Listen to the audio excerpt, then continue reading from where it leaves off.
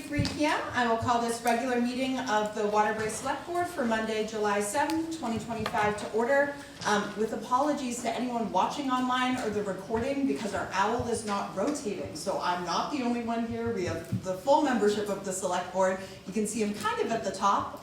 We've tried to fix it, but we're doing our best. That being said, our first item of business is to approve the agenda. Is there a motion? I move to approve the agenda as written. Second. Motion by Kane, second by Tory to approve the agenda. Is there any further discussion? All right, all those in favor, please say aye. Aye. Any opposed? Any abstaining? Right, the agenda is approved. Next up, we have the consent agenda. We have 2 items on the consent agenda: the minutes of our last regular select board meeting on June 30th, and an outside consumption permit for Saltzmer LLC, the Old Stagecoach Inn at 18 Main Street for the area printed on the agenda. Is there a motion with regards to the consent agenda? I'll move to approve. Second. Motion by Roger, second by Kane on the consent agenda. Any questions? All right, all those in favor, please say aye. Aye. Any opposed? And any abstaining? All right, consent agenda is approved. That brings us to public comment. This is an opportunity for members of the public to comment on any item that is not on the agenda that we just approved.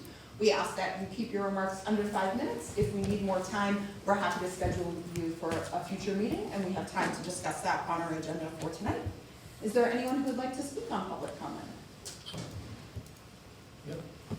Chris, you're up first. Thank you. Just a couple of quick things. One a good thing, but the other one not so good. So I heard that the Bolton Pit got bought by an outside firm. I don't know if you were aware of that, Tom. So No, that could be good. that could be a game changer for us here, if and when they open up, depending on what the costs are. Something that thought would never happen, happened. It would be a cold day in hell that she sold, but I guess that cold day came. The other thing was, I spent the day, and I've talked about this before, I spent the day delimbing trees on Ripley Road and Sweet Road with my big truck, triaxle, hauling material from the pit. Again, I have to drive in the middle of the road, and every time a vehicle comes, I have to get over and whack, whack, whack, whack, whack.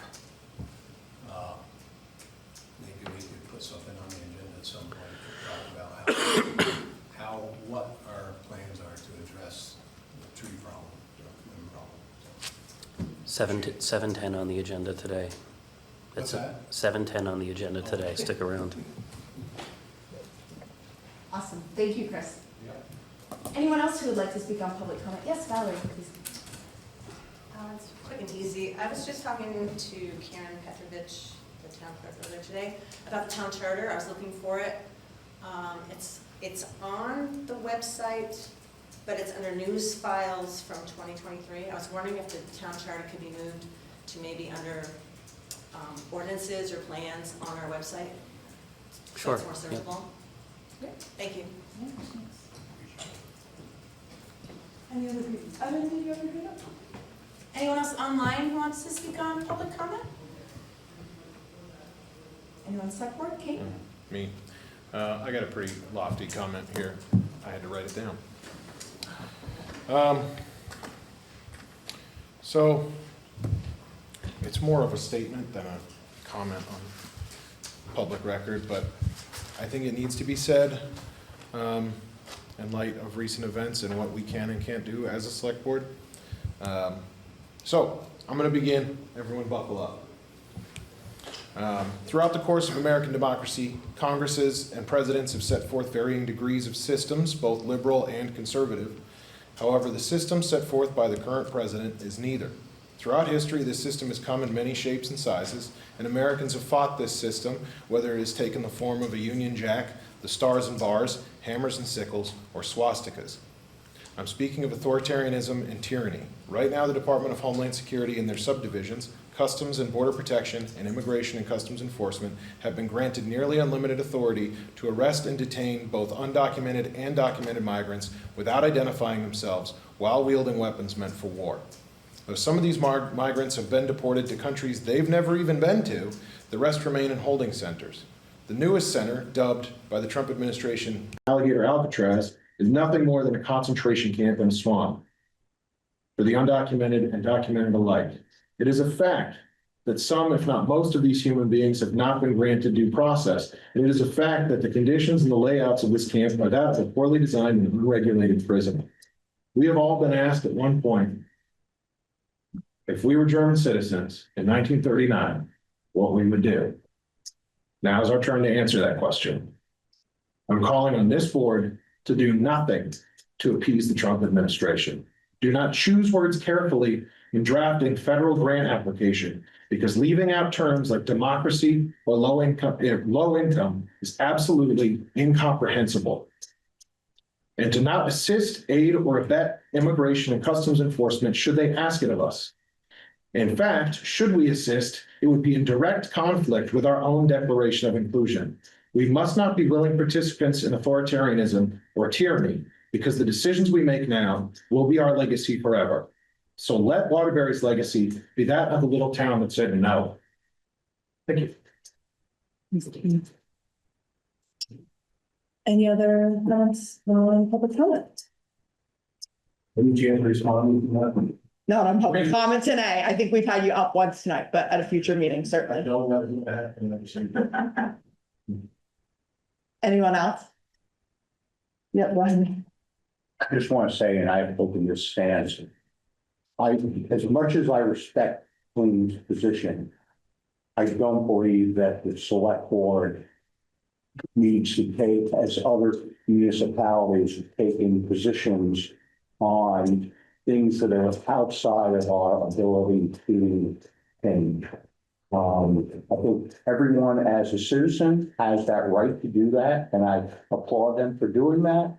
But I think we need to stick to the town business, and that's what we're here as a select board to do, not do things that are not within our purview. Thank you.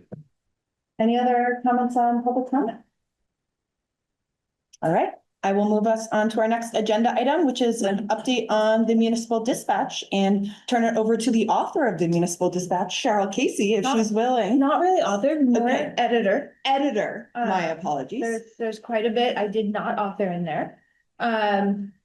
So just a quick summary, and some of these things I have mentioned to the select board in the past, but just an overview that. Oh, yeah, we can do that. I'm not silent. Okay. So the municipal dispatch is going to be published at the, Did we put it up here? yes, at the beginning of every month, It shared screen. or, I believe I've got to share, right? yep. Just the we.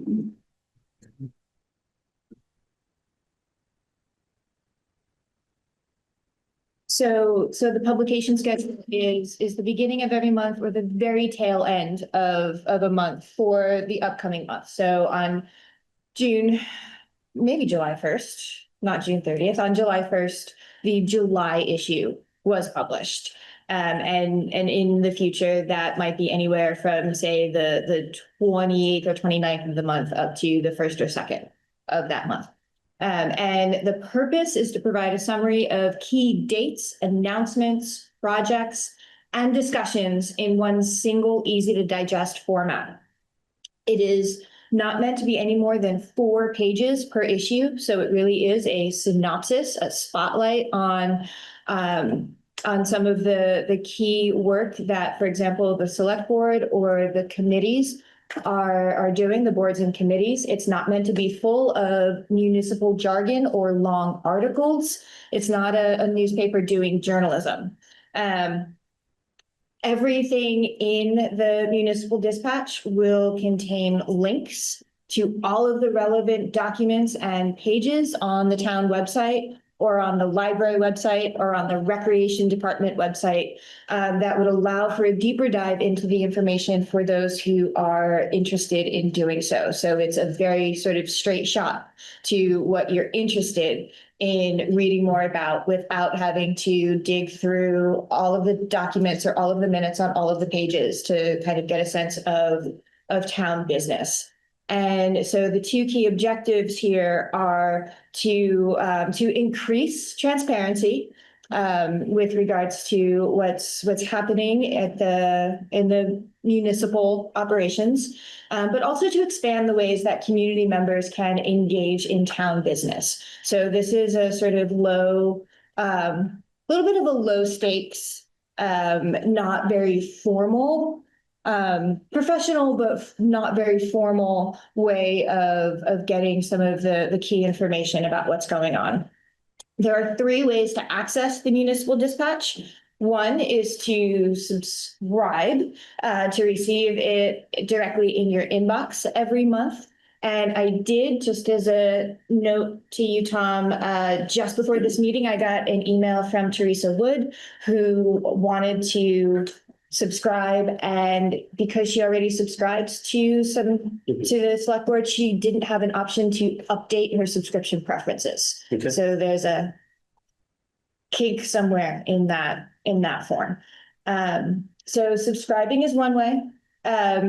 Folks can enjoy the current issue as an interactive element on the website. And so Tom, if you would just very quickly show how it clicks through. So it's just, click on the left or right side margins to advance forward or back for the pages.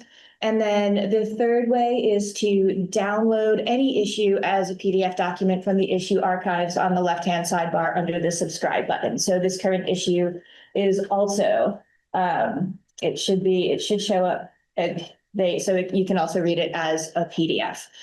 So all the different ways that folks can access it in digital format, the cost of printing it and offering that option in some limited form has not yet been addressed.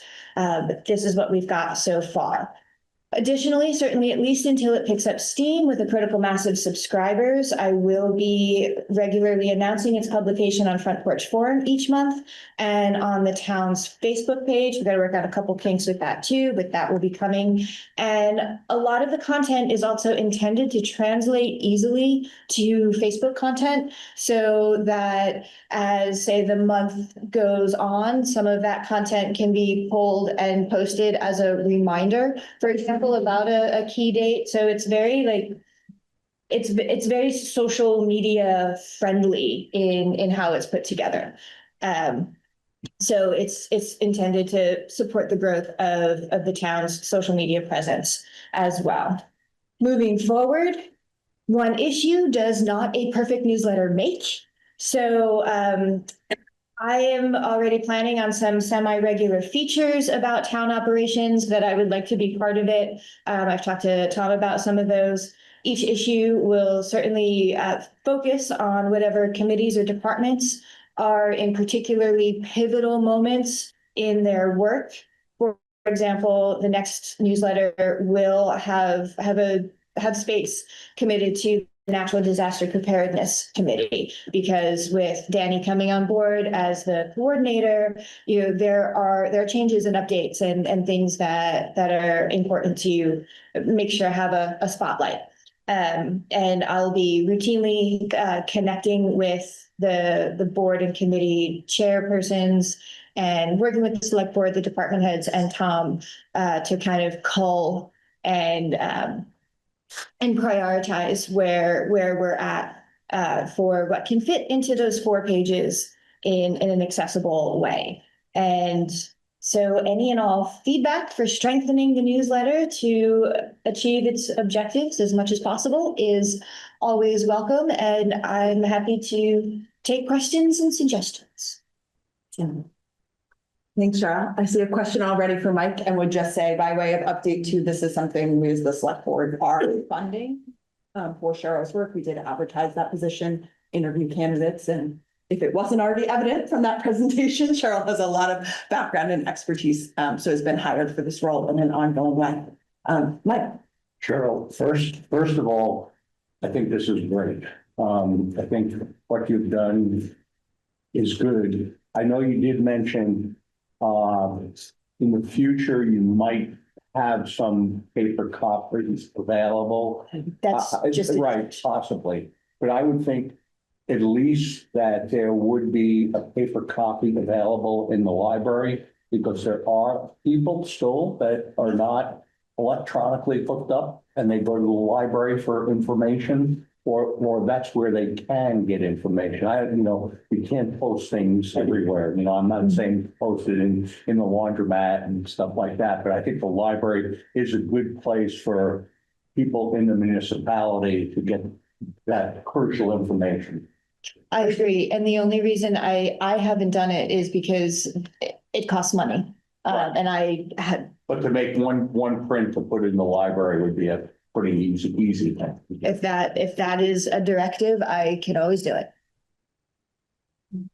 I saw I Kane. was just gonna say, the laundromat actually might be a good place to. Well, right. When I get back to a newspaper, I go circulation. That's right. All right, pending select board deliberation on what locations, other comments or questions for Cheryl on this, really just intended to highlight this first edition. Thank you all, and more to come in the future. Any other questions on this? Oh, sorry, Dr. Right. Yeah, I want to congratulate Cheryl on the first issue. I thought it was nicely done. I did want to know, how do you see this differentiating from Waterbury Roundabout, which has been covering a lot of municipal issues? As I mentioned, it's not a piece of journalism. So these aren't stories per se. There aren't any interviews. There's not sort of that additional research that comprises a news article. It is straight up summary of municipal operations. And the key operations that are happening. It also puts everything in one place in that summary. So the roundabout goes into greater depth and is the news angle is different from the information angle from the town communicating to the community. And I think that's a really important distinction, that this is communication coming from the town directly, from municipal operations directly to the community members, and not an outside entity reporting about what the town is doing. It's about that relationship. It's about that engagement being stronger more directly, as opposed to having to learn about everything in the newspaper. I think the two work hand in hand. And I think that it's important that the municipal communications, it's worthwhile for them to be substantive and robust directly with community members. Not just being reported about and covered by and transparent to news media when things are covered, but also realistically, the roundabout is primarily one person. And so I think this also, helps to maybe fill in potential gaps. And she knows it, we've talked about it. I don't know where she is tonight, but, and it's also meant to be quick. Not reading an article, not trusting a single headline, and headlines can be both informative and not quite the whole picture. So it's a different style. And so it has different purposes and is meant to establish its own kind of relationship with the community members. That's different from a newspaper's relationship. Yep. And then I think about, we have 11 committees, boards and committees in total at the town, perhaps soon 12. EFUD is a separate committee, a separate board. Then there's also an EFUD subcommittee for the loan review. So I think even if you're working pretty hard to observe the work of these committees, pretty tough to keep up. So I think the idea of highlighting committee work, which is so often behind the scenes, but really important. And if it were as simple as me just covering all of the town stuff for the roundabout, then I would just cover it for the roundabout. But that actually is not what I think we're trying to achieve with this. So I no longer write about town stuff for the roundabout. I am officially off that beat. Now it's a conflict of interest. Great. I have one question from Valerie and then I'm gonna move us on. Yeah. I was just wondering where you get your information. Do you digest all the meeting minutes from all the committees and then condense it? And I talk to folks. So I look at some information, I request some highlights. I want to know what the committees find the most important. And so this isn't, I am not unilaterally making those decisions. I am looking to collaborate and communicate with the committee, board, and department heads all throughout. So just question in case anyone didn't hear about where Cheryl goes your info. I see one more question and then I'm gonna move us on. Yep. Who will be editor? Who will be the editor? Cheryl I is am. the editor. I am of the editor. Municipal Dispatch. And information source from minutes and then also direct conversations with Yes. boards and committee members. This was scheduled for 5 minutes, so I was going to use Tom's very preemptive tee up about committee work to transition us into our next item, which is an update from the Conservation Commission. If you want to stop this share, Tom, I think Amy has separate slides that we're going to want to have shared from the Conservation Commission. I did it.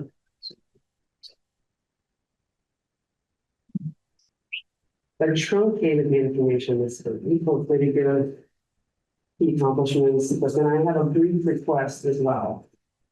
That I hadn't seen one like this before, so this may be a little unique. All right, so. Can you screen share him, Tom? Yeah, sorry. So trying to work to stick on a quarterly basis, we've got an annual plan, we know that we've, taking steps and things like that. And this happens to be a quarter where we'd like some guidance. Can you just say your name? I'm sorry. Of course I can. When you came out, thank you. Amy Marshall Carney, the chair of the Conservation. So I'll remind on the next slide that we've got, let's go. We've got, it's all good. You didn't realize it was gonna be interactive. Okay, we've got 4 main goal areas or themes, if you will. And I'm going to talk, I'm going to highlight some of our accomplishments which we'll cross across those. I didn't belabor those details except for when we get to the budget and funding. So I'm going to take the slides and go over that. The 2 that are mainly we're going to have a very specific request for will be budget and funding and mapping and surveying. And then we have updates on progress since our last meeting across the other areas. So I'm taking a look at the Q2. So just to brief you, we've had conversations with CVRPC, trying to learn a little bit more about land management plans, how are they used, their helpfulness, provide different examples. We've got some from CVRPC, plus we have a couple in different towns. And in one of our conversations over the last month, met with Alyssa and Tom, specifically talking about Hope Davy. And our hope there is that we might be able to use that parcel as a place where we can draft or present a draft or an outline of a land management plan. I do recognize that with Alyssa's support that you folks have only limited capacity. So we're going to do our best to bring that forward, work with the different entities we need to, and hopefully have that be iteratively developed. The goal there would help really, I know as things start to, us, it helps with role clarity. One of the areas that came into our viewpoint is the class 2 wetland there. And so wanting to make sure that we have that particularly, I mean, perhaps a little biased, but particularly clear about roles, expectations, how to support that area. And then of course, there's other uses in that land. So that the land management plan would cover all of them. So that's something that we'll continue to work through. And then as we have anything of significance, we'll bring it here, get guidance, we always loop in the right stakeholders. For example. Then we also regained the ownership of the Facebook page, which is exciting. So that gives us that was kind of a tricky wicket. We couldn't start to communicate because we didn't have ownership of it.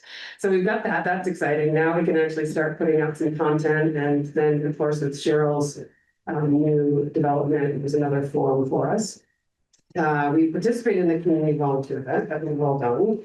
We had a lot of great conversations, so look forward to that next year. Thank you, Roger, for revitalizing. It was a really good opportunity to talk to folks, it's been valuable. Then we co-sponsored with the town of Stowe's Planning and Conservation Commission, the Shutesville Hill Wildlife corridor discussion at Jens Hilke presented. We had about 20, 25 people. I think you'll see that come out in the roundabout. I know Sandy Houston reached out to me first for the commentary, and then others, I think she's going to lead them as well. So that's just more attention and focus there for that. We did receive the UVM environmental problem solving deliverables. I know Tom was on the one arm and EFUD on the other. I think there's still conversations going on about how best or how to leverage that work. That was our first experience working with UVM students, so we learned a lot. And then we're eager to kind of look at a couple other engagements. Which we continue to participate on that Shutesville Wildlife Corridor Partnership meeting quarterly. And then we've got some 2024 water quality results that we got Marty tracking down with Billy. And so there's some work there just to make sure we understand them. Is there anything that we can do to be supportive, guide, or present information, or partner with other groups? It's just something that we're circling around. And then we welcome the new member, which has been a good. I'm curious where those water quality results are from. The Friends of the Municipal River, they manage and coordinate all of the water testing, and the town of Waterbury Conservation Commission uses a focal point. Billy's actually been taking point on testing last year and this year. And then there's another gentleman's name I can't remember, but we get volunteers to help. But they manage planning, site locations, the testing protocols, and then we send it back. I'm not sure their data analysis process, but then they kick back a report for us, which then informs phosphorus. And then we also have chloride. So, and they indicate to us that we repeat, there happened to have been that flood that occurred a month prior, which I think deposited a lot of things downstream. So this is where they typically will have a little factor in the grades. Sure. All right, so then I'm going to dive kind of right into a budget request. So I just want to say thanks to all one of the things we did. Often so far, often I have a very detailed goal. So I gave you the themes before. You might remember that we were trying to seek some funding to have a natural resources inventory conducted using an outside consultant for a variety of reasons that didn't work for us. So it wasn't possible for 2025. We did have a budget, which thank you for confirming what we had. So we have some items earmarked for that usage. One is there is a landscape inventory and assessment plan that's very focal area for the Waterbury side, the Shutesville Wildlife Corridor. That would be leveraging the UVM field naturalist master's group. So we feel comfortable with that. We then also set aside about 750, that's probably more conservative, for a fall and winter community education event. So we are working through speakers for that now. So we've got some dollars set aside there. Then there's an $850 piece, which we wanted to earmark for UVM's field naturalist students to conduct that natural resources inventory for the remainder of the town outside of Shutesville Hill. And the reason why I'm presenting it here today is because the work begins now in the summer 2025, and then it picks up in the fall 2025. So we start to partner with students, go through the RFP process. I can give you, there's a slide that shows actually the timeline. But the reason I'm asking for support here, and the actual request is, if you just scroll up a little bit, Tom, oh, sorry, down, my apologies. Good, there you go. So the request is specific to say, we have about the $850 and maybe a little more, depending upon how that educational event turns out. Can we provide that to UVM as a deposit, which that deposit translates to work that will occur in 2026 and 2027, where you can see the other payment schedules.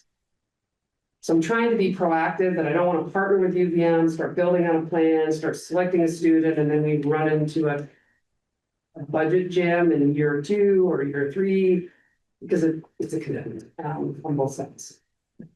I need to just a question. What is the importance of a natural resource inventory at the local level? Yeah, great question. So most of the state, all of the state content is not, I mean, there's some think of it parcelization over landscape scope. So the land level is the parcel level. So we can start to get more specific. Some of the bigger areas of analysis that are, where we've been told and we're aware, there are large gaps at the state level, for example, in wetlands. I think the number they used for us was like 80% of the wetlands are not mapped. And that's, you know, and the state this year is working on marrying up their state-based data with the national data. So that's their big move for this year. They do parcelized assessments, but it's project by project. So they don't do a town, for example. The habitat, critical habitat, that we know shoots up a wildlife border is one. That's why we like the idea of having a very specific scope of work designated for that. But then there are other parts of the town that may need to be paid attention to for habitat. That's not just for wildlife necessarily, like riparian buffers as well. So if you've got, when we use a Thatcher Brook, for example, you know how that's eroding. They can take a look at those areas and say, hey, given both soil structure, the changes in the landscape, here's what, you know, this is what we recommend you do with that. So we'll build out kind of a work plan for us, I think, over time, but that's the biggest difference between state data and something like this. State data, they like to say it's at the 10,000 foot level. And it gets really tricky to then inform bylaws. So that's really what we're kind of hoping, we're hoping that this stuff will help with, is that I think the municipal plan does a really good job of generalizing a lot of things, which that's what the plan is supposed to do. But then it gets into the bylaws help say, well, there may be parts of the town that we really need to be much more careful with. And we want to have data to inform then why we would make that recommendation. And at this point, the state data, if you look at some of those, like you'll say high connectivity areas, it'll go from well into Stowe all the way down into Waterbury Village in some cases, or just shy of Waterbury Village. So it's helpful, but not really. Yeah. Thanks. Not specific. That certainly answered my question. Okay. For 2026, you anticipate having that $1,000 expense related statement? No, that's a one-time, very one-time, and so this would just be for that 2025 to 26 would be an installment against the NRI work that occurs about 18 months to 2 years. I would expect, if you're asking about it, I would expect that we would still want to have some form of a budget for educational, but I don't think anything significant. That we've been helping about this. Okay, We have more work to do volunteer, please. right. Yeah, looking at this, I would maybe starting them on, I would expect to still have the $50 for the association, Yes. foundation, and the $750 for the community education that. Yeah. Okay. Thanks. The question's not more for Tom than for Amy, just trying to get a grasp on at the last town meeting for the town-wide inventory between both the planning commission and the conservation commission. We had X number of dollars in there, but then I know some of it was based upon some grant funds being available. Yeah, we had hoped to get a municipal planning grant. Right. We had a good feeling about that. We assumed we had both the revenue expense for that in the budget, but the grant did not come through. Right. So the consultant, the funds we had available, the planning commission has used the hire consultant to work on the town plan, get that system with that updated. So Conservation Commission had initial that had that $33,000 request, which we just didn't even budget for this year. That answers my question, because that's still a big, hole. Sometimes. We are, I will say, we are feeling okay with using with the work hours we've seen. I think these are master program level students, like with he's a field naturalist, so we're getting folks that are ready to go into the work community. And this is their project. So from a work deliverable point of view, we're feeling really good, and we're actually a little excited that finances. I will honestly tell you that the piece that may be a little, and I've mentioned it to Martha from the planning commission, is that we will be getting information that spans beyond the municipal plan deadline and may touching up against the bylaw deadlines. So we're sensitive to that, and we've notified UVM with that, but that may take a little bit more coordination than we would have expected, and then more on conservation input here. So these UVM students would replace a lot of the contracted money that we. Absolutely. Yeah, so they were really, we were eager to use them from the beginning, but we missed their deadline last Okay. summer.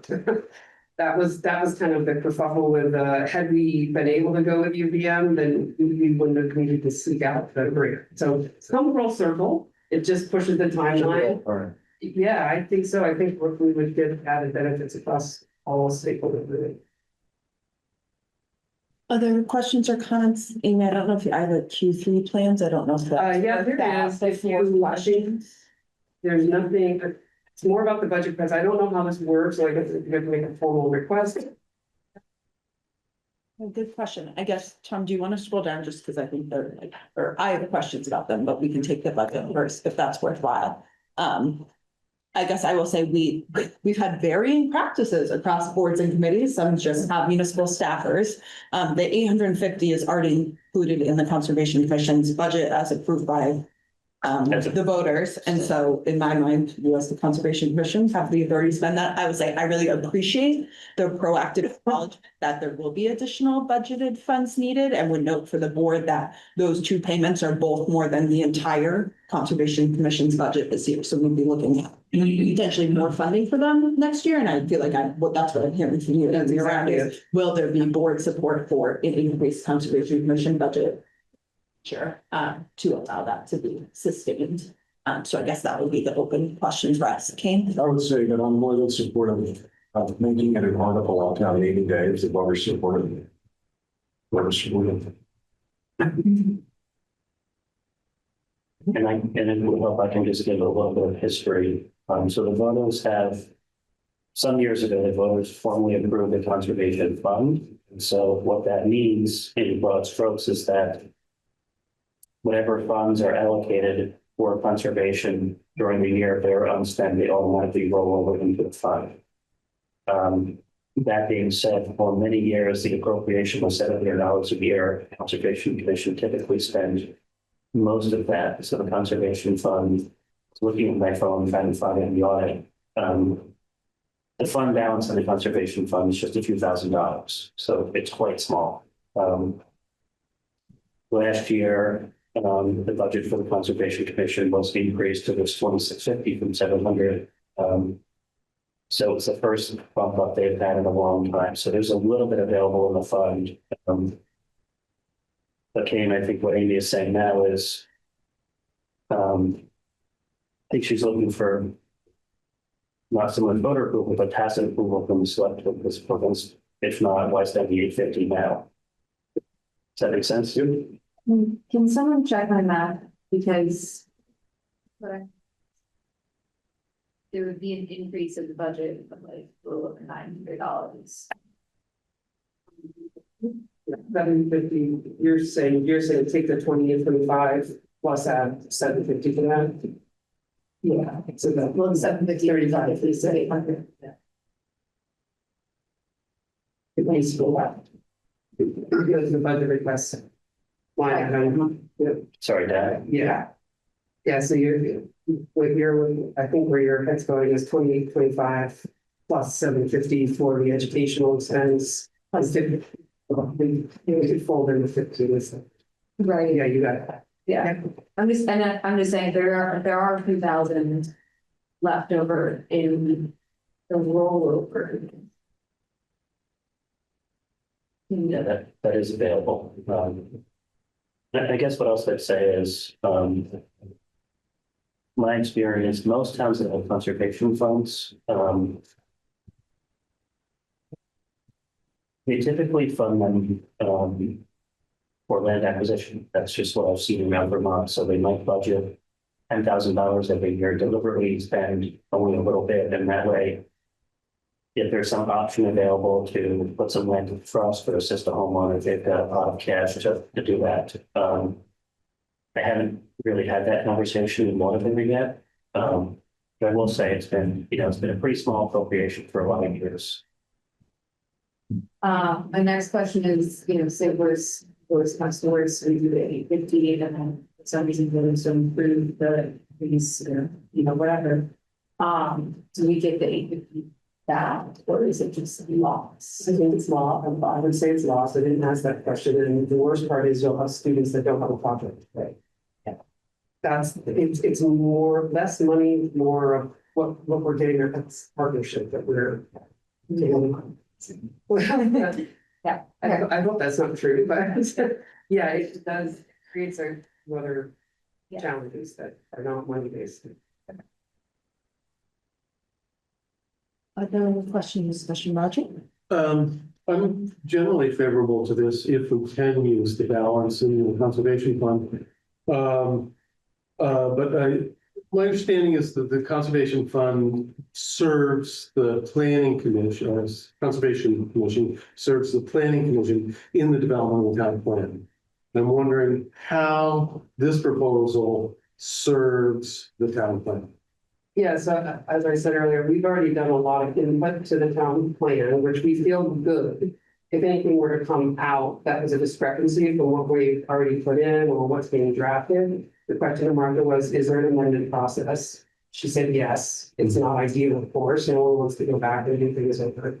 But really what we're hoping, I think the primary for this is going to be for violence. So that we have a two-part, planning commission has a two-part deliverable. They have their municipal plans and they have bylaws that are due in 2026, I believe, December 2026. So we're hoping to do that. I can't imagine that they're going to come back and tell us anything that's significantly different than what we're already aware of. If they do, it's worth the conversation. But yes, that's how we planned on taking this information. That's out of step with the municipal plan development and bylaw development step. Make sure there's any process.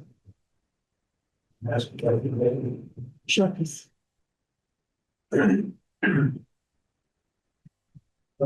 Conservation committee, would you consider any actionable items like trying to create, you mentioned water quality testing water, you mentioned the others in the bill. Well, you don't ensure that it cleaned up. I was down at the local by grandson and my son invested in what was shooting. You can go to any road anywhere at any time and see the house in the trash. Could there be like effort? Like a green update about green update type thing. Something that would be Something that consider trying to look it up is good. I would think so, yeah. Because I'll tell you, if I were to want to fish from rolling, just I generally have a pond it. But the other part of that is you just mentioned that you tie in with the planning commission. First step there is to have some ordinance or something to prevent people from putting crap in the floodplains. It's a two-part. Thanks, Chris. I pulled the town report from this year and I'm seeing $3,200 in the conservation fund, just to name, I think I'll also name. 3,200, which I thought it's now 2,650. Oh, that budget Was versus this budget. year's versus, yeah. Oh. Sorry, there had been this general question around what's in there. Oh, okay. And spending it down, but I was gonna acknowledge that I think in general, sometimes the goal has been to fund the budget each year as opposed to spend down fund balance, because in theory, in some towns, as Tom saying, the goal is to grow that fund balance so it's available for projects. But I just wanted to say for public information that that is what's in there right now for the town report. And want to go back to, so other questions. I guess I want to say as chair, I think, acknowledge we had a $33,000 request and that's come down considerably. So that's, and being phased over multiple years. I do have concerns about the alignment with the planning commission. I just want to say to the point Mike made, we have $50,000 that was budgeted. And I just want to say, like, overtly publicly on the record, we prioritize the planning commission. We said we have a town plan that needs to be done. It's a huge body of work that the Conservation Commission and Housing Task Force and a ton of other people are supporting. But as far as I'm concerned, that is the top priority of getting it done. So this is a later timeline and would require further amendment. I'm okay with that. I just want to be upfront with the board that I think we don't have the planning commission here. I know they were involved in some of the original conversations with Arrowwood, but we've had scenarios with, say, and I'm speaking as a former planning commission chair, like, oh, we should do a historic preservation bylaw overview, and the group does or doesn't want to spend time on. So I think it's okay to make this decision tonight and to get, if we want to give Amy the okay to proceed with this, and appreciate coming forward with a multi-year plan. I don't know the timing. I would just say the timeline of implementing something is going to be dependent on bylaws, the planning commission, and ultimately us as a board adopting them. So I think if we're okay with the research, I'm hearing that it could potentially inform bylaws and things down the road, but just acknowledge that there's still a decent amount of work after a study like this to get to something, and just want to be upfront with everyone about that. I will say, as far as I'm seeing Q3 plans and, creating a land management timeline for Hope Davy, I will say what I said in that meeting is I don't see any time on the agenda in 2025, which I don't say to be rude. I say to be upfront about the fact that we have a town plan and other priorities, and I don't see that being something we have time to prioritize this year. So again, the Conservation Commission wants to work on it, but just being upfront about a lot of other things we have. So, Mike?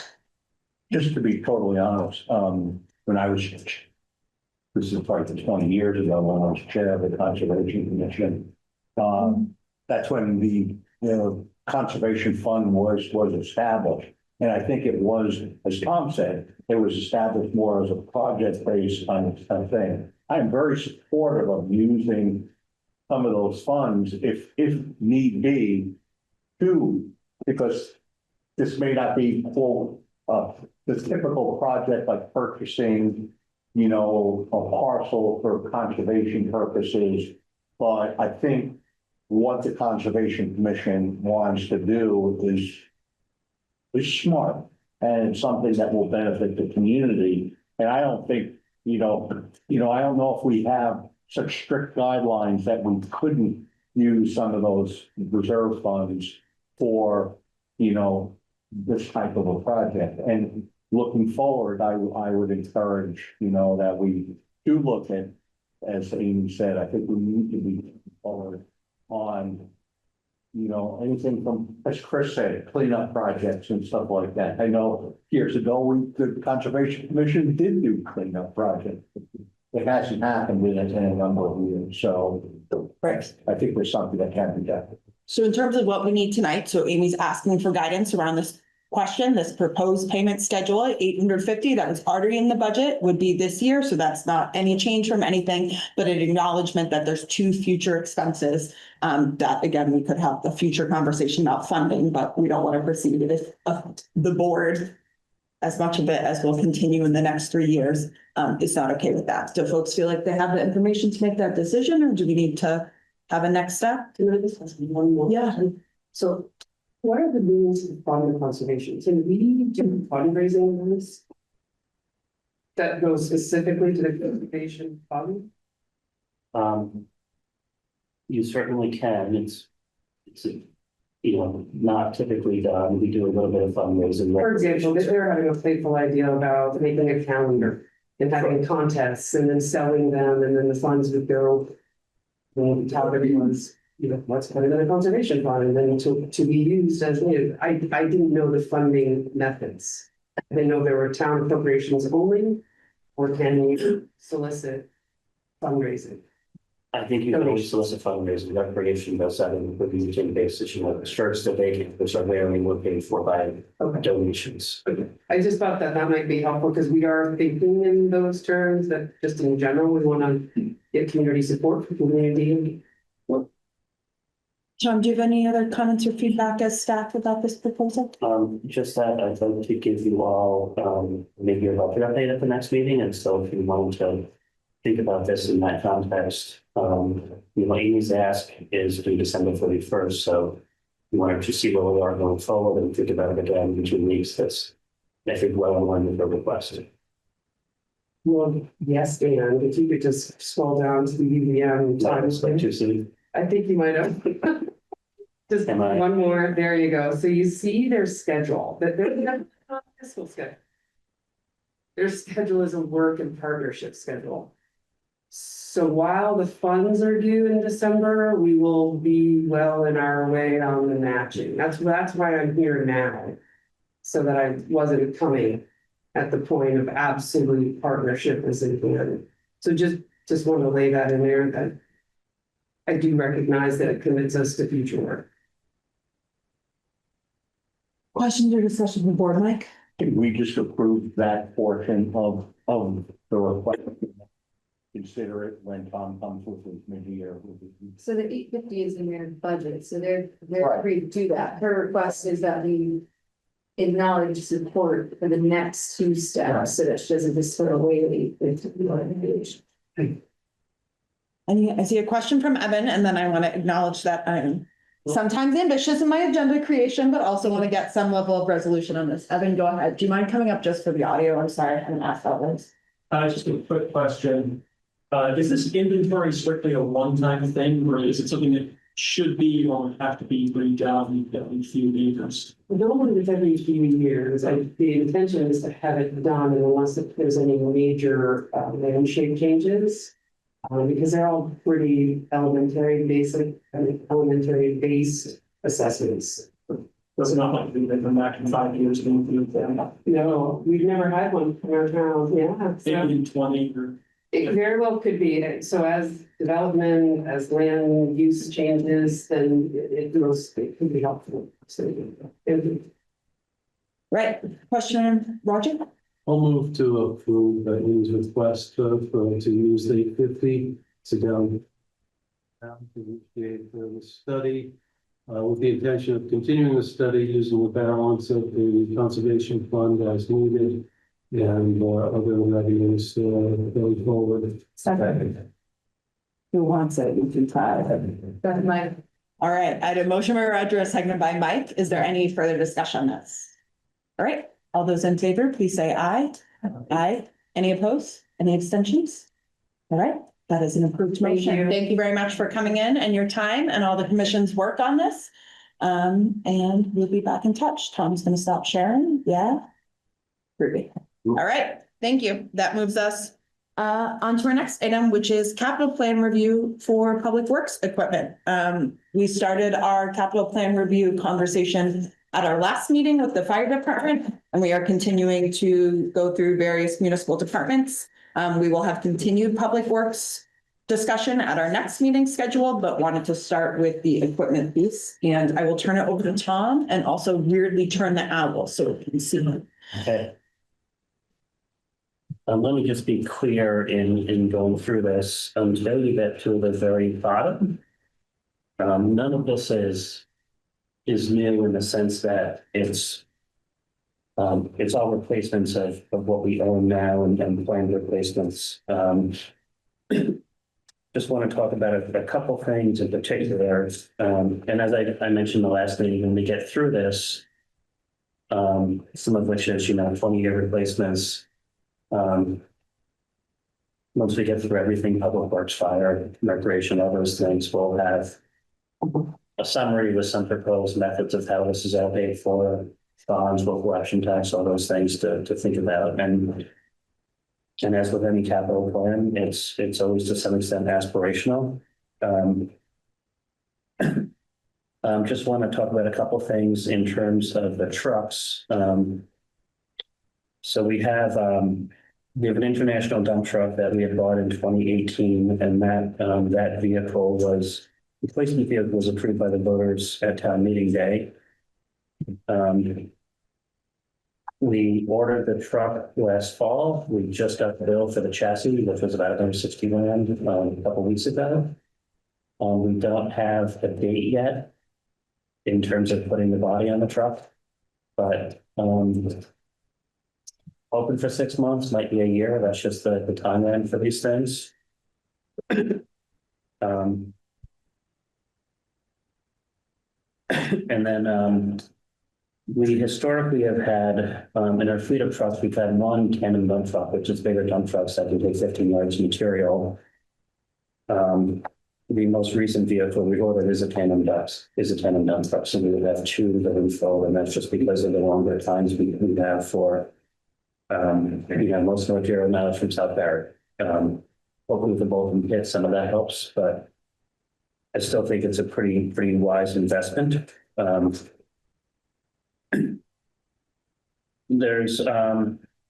We've had a pretty robust replacement in the last few years. So we're thinking about one big vehicle next year. We also have a pickup truck, which is smaller for next year. But the main items are far out to the future, which is great. We've had a pretty good schedule. Just want to go down a little bit. Grader is far out. That's a big expense. That's quite a bit away, but that's a big expense. We historically have had one mini excavator, and that's towards the bottom of the page. We replaced that pretty recently. We actually budgeted to buy a second mini excavator a couple of years ago. We didn't go forward. We historically rented one in the summer at the end. I just decided to not make the purchase because I pulled up the invoices and just the hours didn't justify it in my mind. So we just kept renting one. We've also had conversations about the mini X. It's tracked and it takes time to get it loaded onto a trailer. And so we think the replacement, whether it's just replace this one or a different one, should be a wheeled one.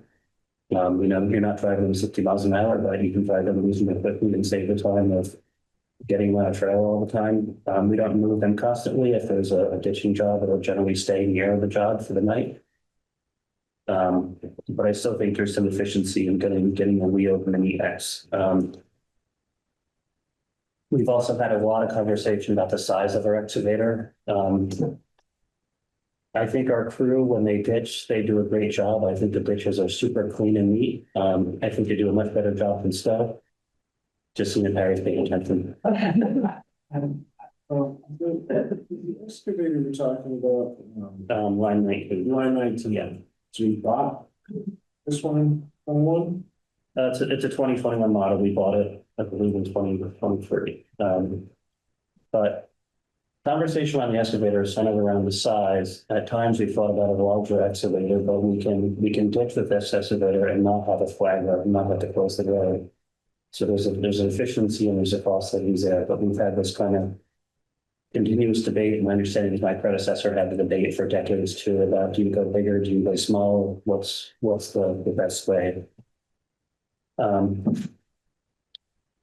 Going down a little further, just going to the second page, we did buy a new, this is line item 25, we did buy a new rake this year, a York rake, and it's a rake that goes in the back of one of our plow trucks, and we bought it for just have an extra apparatus for a mud season. Not the grader, not super heavy duty, but it gives you another tool in the toolbox, and we thought that was we thought that was worth it. And part of the challenge is the excavator is so big and heavy that at times you don't want to use it because you make additional soup of the work of the way we thought came in handy a few times. Looking at the mowers, which are, you'd be shocked at how expensive commercial zero-turn mowers are. We bought a couple of, we had budgeted money for mowers. We bought a couple of used mowers this year. We've had pretty bad luck with commercial zero turns. They haven't lasted nearly as long as we thought. The hours haven't been nearly as much as we thought. So we actually bought higher end residential models that were used rather than buying one commercial model just because they just weren't performing. I mean, we'll see how that works out. Do we know enough area to justify $30,000 on a $1? Yeah, we have. So we have a summer crew of 3 right now in Public Works, which is in between the parks and our cemeteries.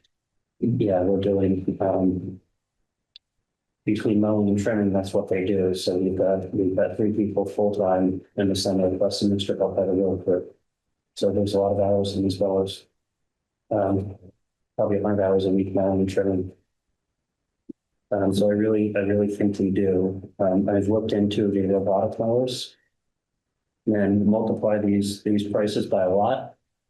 And I haven't seen commercial models that I would feel comfortable saying that we should spend 75 grand on a mower to avoid the human part of it. And then the other challenge that I worry about is, at some point you worry about a pretty darn small mower, even a commercial grade one that doesn't weigh a whole lot, that's worth 6 figures could disappear. And I haven't quite satisfied myself that you get to leave modes, you've got to do software upgrades on all these things. So I think that's probably in our future, but it's not next year. And I want to point to the very bottom, lines 31 and 32, and these are really a bit, 31 especially is aspirational. We've talked about getting a roller. So we put in the plan just to have it in there as a placeholder conversation piece, getting a 10-ton roller. There's 5-ton models available that we can get for certainly used for about half that amount. But we talked about having a roller and the usefulness, which we do rent currently, but the usefulness would be in essentially packing down the gravel roads after we grade them and work on them. That may be aspirational. I'm not sure it's justified yet. But it's something the crew has, I think, desired. And then the final item, and Chris raised this, and we've talked about this a bit over the years. And I think there's some good options. And I think there's something we talk about in the 2026 budget. But they sell commercial grade wind cutters. I don't know another term for them per se. That can attach to the roadside mower, for example, or other things, but they're just a large holes looking. Yeah, essentially a pole saw on steroids. You can drive down the road and do some of that work quickly. So the theory being, you can do that quick and fast. The days of someone going in a bucket and driving down the road or over, that's a bullshit issue, obviously. But what Chris raised is an issue. I've heard about it from others, and what's interesting is so the roadside mower can also handle a whole lot more than grass. It can handle pretty large brush. So when they mow, they can articulate the arm and they do go up. And so the complaints I get, we heard a few meetings ago about trying to use the mower at a certain time to limit the spread of invasives. I get complaints about wind from people who drive commercial vehicles. General complaints I get about the roadside mower are that you named my bushes or trees. And my answer is, sometimes you are right, we did. Your bushes or trees are in our right of way. Yes, what we did is not necessarily attractive, but if it's something in our right of way, we don't have liability. We have equal authority to cut it. We do have liability if someone like Chris hits it. So I think we've got to err on the side of caution there. And I think the crew overall does a good job, but I think it's something to talk about, perhaps considering next year's budget. $10,000 maybe a little bit low, maybe it's more like 14 or 15, but it's not 50 for what we're considering. But the other main feature I just want to mention, and Gary alluded to this in fire, is that we, for our main work vehicles, we historically have tried to be on a 6-year replacement schedule. Price of vehicles has basically doubled in the last 5 or 6 years. And so I think it's increasingly prudent to budget a little more for maintenance and now we have a 7 or 8 year replacement schedule. I just think that's through reality. Certainly the Celia Park as a 4-person doesn't like that. Certainly the Woodruff doesn't like that, but I think from a financial perspective, that's a rational conversation to have. You mentioned that we now rent rollers. What's the cost of renting rollers? I can't tell you offhand. Okay. I was just curious what the cost benefit would be per person. I think part of the conversation is that we hope to do more work on our gravel roads. We're doing a lot. We've got a lot this year done already, at least compared to the inside of the year with quite a lot of material that came off of Newman Falls and went a little bit on Ripley, most of it went on Ferry Hill. In addition, we've got a $50,000 budget for gravel, which we haven't had in the past. And so I think we're thinking about that budget. And part of it was quite frankly the quality of the work, there's just quantity of material. And it's a little bit of a new conversation because that budget was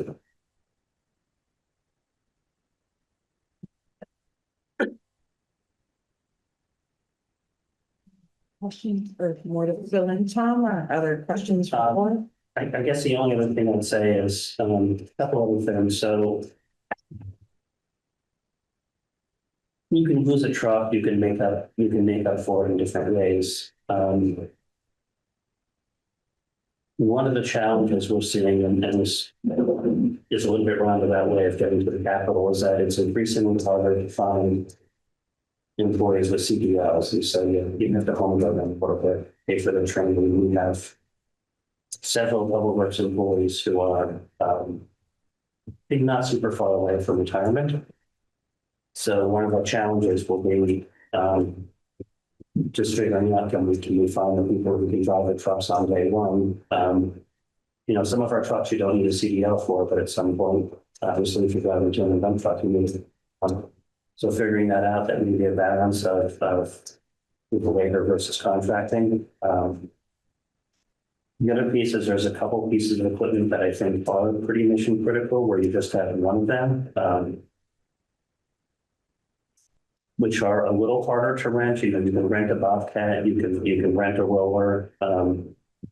Street sweepers, not necessarily so. We only have one street sweeper, and I dare say that if something ever catastrophic happens, you really do need that. I really do think it is mission critical to keep the catch basins clean and all that impacts that other infrastructure. Not mission critical in the sense that you do it tomorrow, but I don't think you wait forever to move forward. And I feel exactly the same about the sidewalk plow. Generally available, you're not going to wait years to get them, but if you lose your sidewalk plow, you can do it with a small tractor and different attachments, but there's nothing like the machine designed for it. I think that machine is pretty healthy, but you get that out of those machines. You're looking for the street sweeper to last another 6 years? That's the hope. Doesn't get a ton of use, but I think it's important for them to get out of this. Mike, you have a question? Are you looking for requests from us today, other than I know you're looking at the roller and the, limb cutter. Can we do that within our existing budget and No. So I'm not asking for a request for that today. What will likely come before you in the next few months is what we've done before, which is Selectboard approval to pre-order a vehicle for next week, which would go on the morning next year. And which would likely be in service in 2027. Okay, so the normal routine, I think, and that would include the roller or no, that would just be for a work truck. just go for Team? Question about. We're saying, pickup 2023 Chevy 2500 to be replaced next year, 3 years old, that's it? So turnaround of pickups is 3 years? Maybe, Because at that point, just with the. that may be a typo. That's, So we can move the command truck from the fire department. Yeah. 350, wait for it. That's not a 23. Okay. And we do have a couple of smaller vehicles that we use for Bowden Village. Yeah. Other questions or comments? So continued conversation on this, not improvable, just an awareness. Tom, I'm curious about the 5% price inflator for your reflections over the past 5 to 6 years. Would that have accounted for it? I mean, I know planning is an estimate to some degree, but I'm just I feel curious. like we've, certainly if you look back 5 years, we use 5%, you do that back today. I feel like in the last year or so, we've seen some stability in pricing. Certainly in smaller pickups, we've seen it. There was a time not that long ago, there was just no availability. You want to go buy a Chevy 2500, you can buy one right now. A little bit less in bigger vehicles, but I feel like we're getting there. So I don't think it's crazy, especially if we're ordering the vehicle this summer, this fall, a lot of US. But 2033, I wanted to use something. Understood. No, totally. All the stuff is computerized and it's all, including equipment now. That's just raising the price of everything. Roger had his hands up. Tom, based on the analysis, are you anticipating increasing the equipment budget or are we out of that program? Not at that, right. To be honest, I'm think it'll be interesting when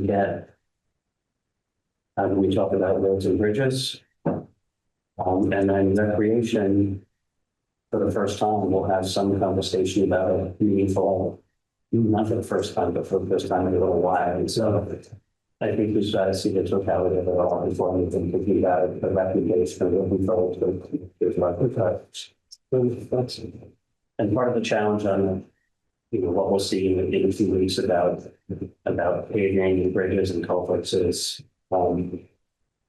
some of the bridge projects are really big numbers. But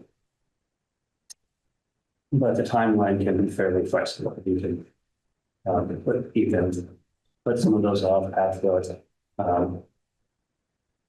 And there's also some pretty potentially large transit for those projects. We see that with the state assembly taking others. So there's big numbers in front of you, but it's really uncertainty that we'll have to say over. Right. I'm going to continue us on from this item to our next agenda item, which is in some ways related. So the next one, we have a combined item. When Tom and I talked, we thought it might be more holistic to warn this all together. So it's labeled road safety and speeding. We had review and discuss next steps last week on public forum. We got a petition from residents on Winooski Street and heard concerns about speeding. And then we also have had ongoing policing conversations, and one of the primary drivers of that being around road safety and speeding. So Tom, if you don't mind going again, in terms of updates on, I know you've had some conversations with the sheriff and then other potential approaches for kind of general board discussion around next steps and considerations. And just wanted to know, Mike, Bill Woodruff sent me that's the rollers 1,200 a week. So 1,200 a week. Oh yeah, not a shot. So on Winooski Street, speaking of Bill Woodruff, classic Bill Woodruff.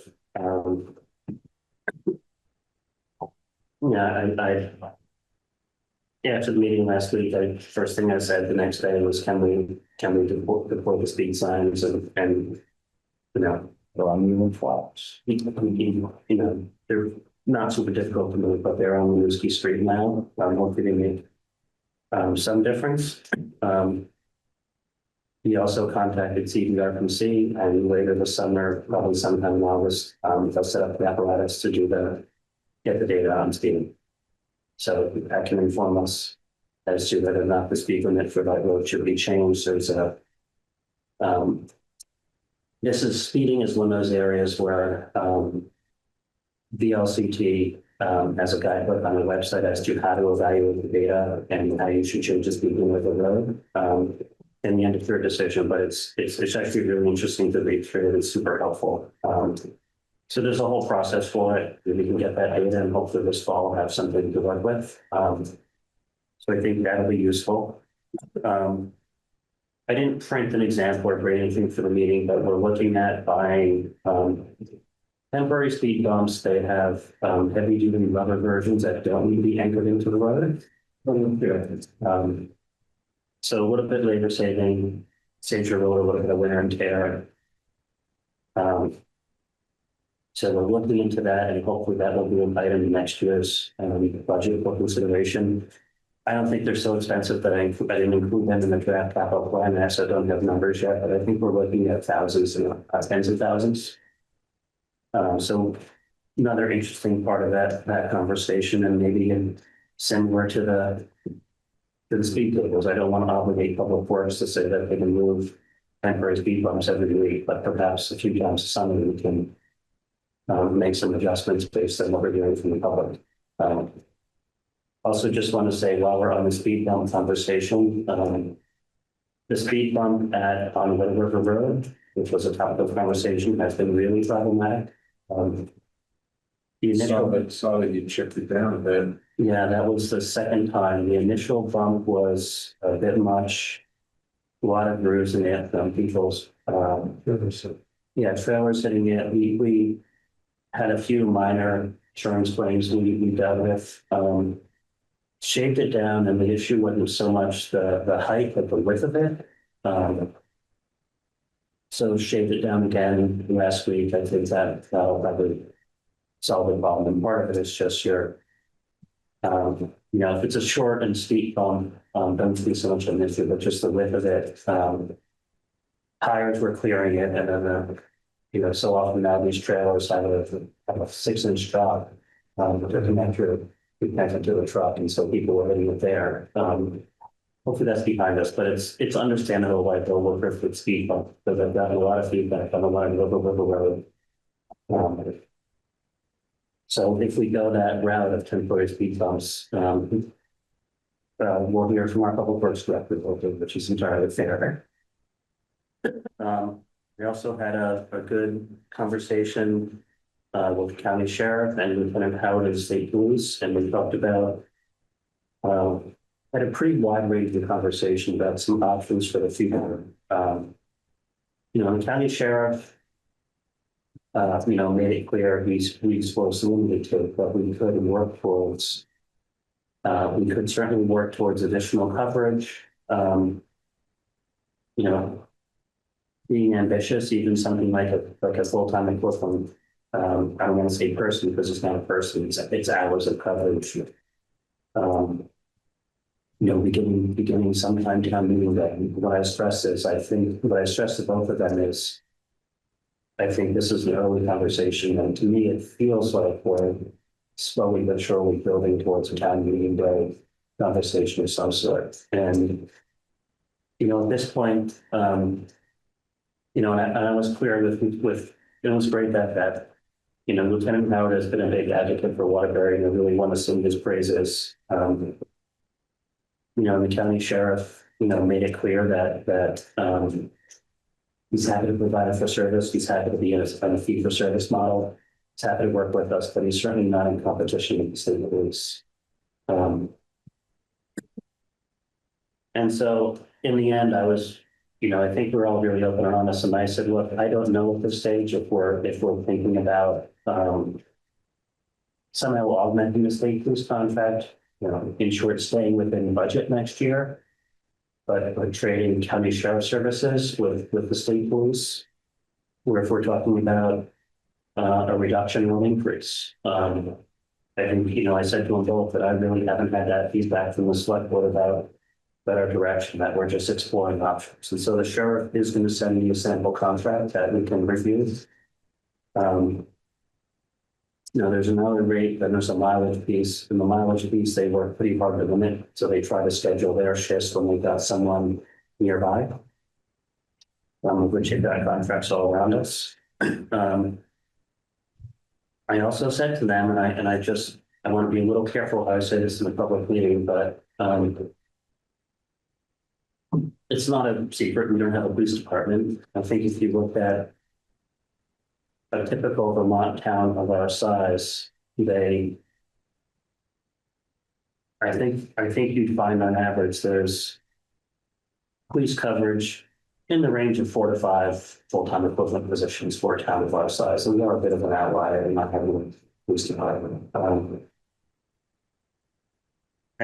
So I said, I think part of our challenge that goes with having less than that is they're playing a little bit of whack-a-mole, but we get complaints here, we get complaints here. And so what I'd like to have, if we had a contract with the sheriff, was, some, just like with the state police, some form of contact where I can say, hey, here's what we're doing today, can we share resources? And I said to them both, well, I think that's a desire of the town. It's certainly my desire, and I've had that sense a bit from the board that we'd like to have these contracts, but we'd like to make them a little bit more local if we can.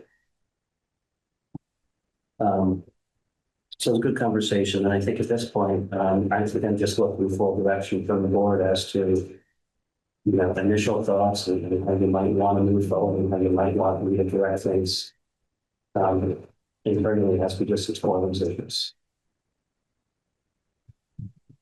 I guess with that prompt from Tom, thoughts from the board, we'll go Roger, then Kane. Certainly one of the issues that I've heard is it's fairly well known that state police have defined hours that they're working, which notably accepts the weekends to late at night. And I'm wondering, would the sheriff be open to posting individuals during those times of day? So the answer is yes, but nighttime is a real challenge because of staffing issues here. So I need to have that conversation with him in some detail if that was the direction. Certainly daytime coverage on those gaps, it sounds like there's less of an issue, but he was very clear in saying nighttime is the challenge. Kane?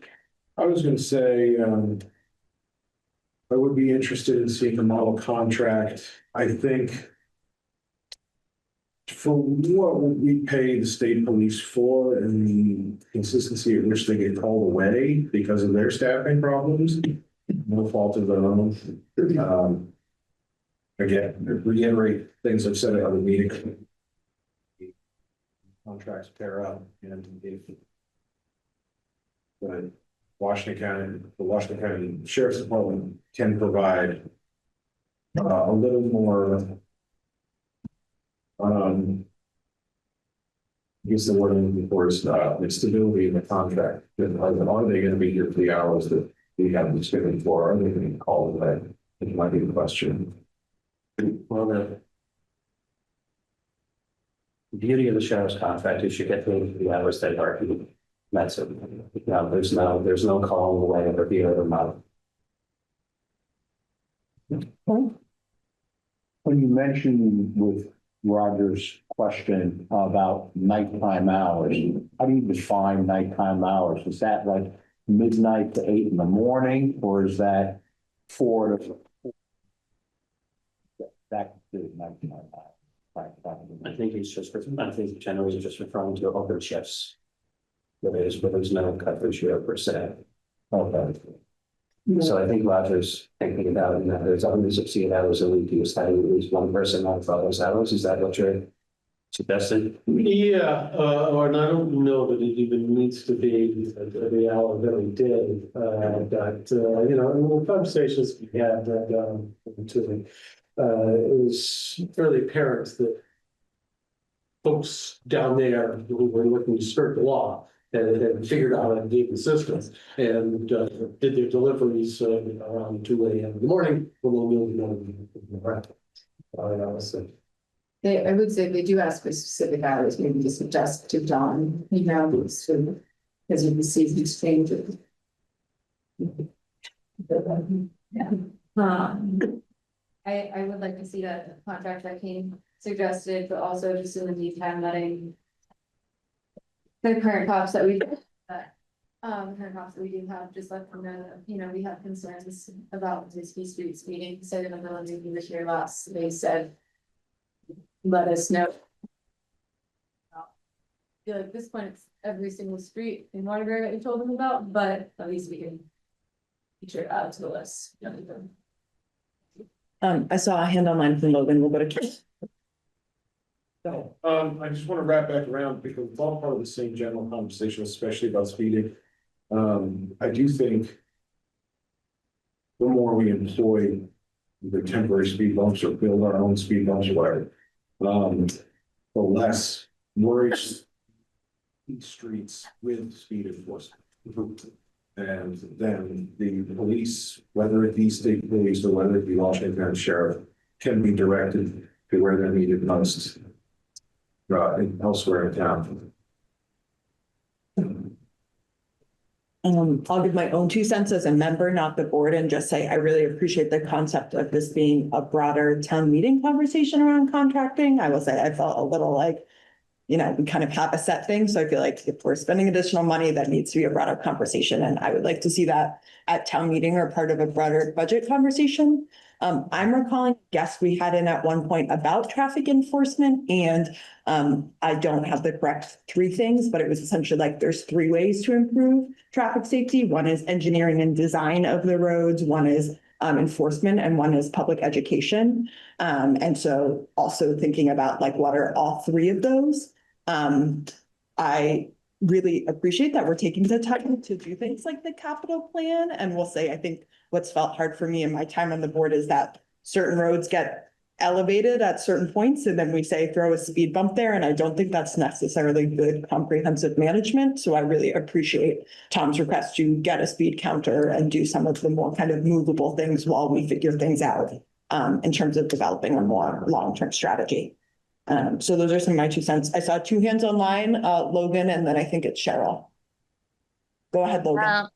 Hey, thank you guys. Thanks for taking the time to chat about this. I am a resident and live on Winooski Street.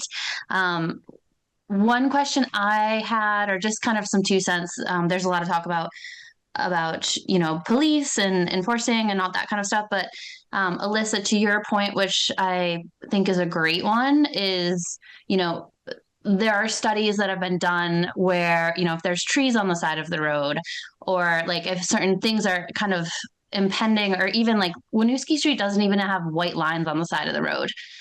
So I'm wondering if there's like steps like that could be taken, as well as, the sidewalk, on the side where the cemetery is, ends, and like that could be a great place to have a crosswalk. There's a ton of people who walk up and down Winooski Street. So I think those are just kind of some things that I was thinking that could be beneficial or something to kind of think about. Thanks, Logan. I had CG, which I think is Cheryl Glory next. Good afternoon. Yes, it is Cheryl. Thank you very much.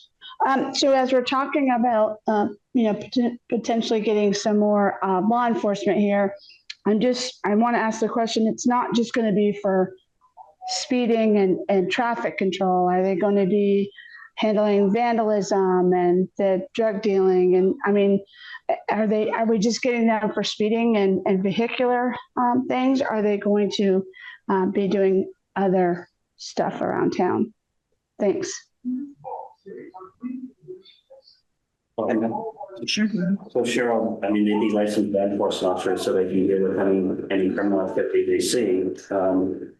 That being said, if it works the way it works now, is I get feedback from the Selectboard and the public, and I direct the state police based on that, and so it would be similar. So if there's a public desire to focus on things like vandalism, then that would be something that would be given to them to try to address. Great, thank you. Go ahead, Tom. I just want to on Municipal Street for a minute. When I talked about that with Bill Woodruff, he did say that over the years, we've lost all the trees in Municipal and they want to replace. And so he actually mentioned that as a possible strategy. And I do agree with Logan that the trees just have a natural effect in calming traffic. I just wanted to make a comment in reference to your comment about spending. I feel as though someone has been trying to spearhead adjusting how we're doing our traffic enforcement.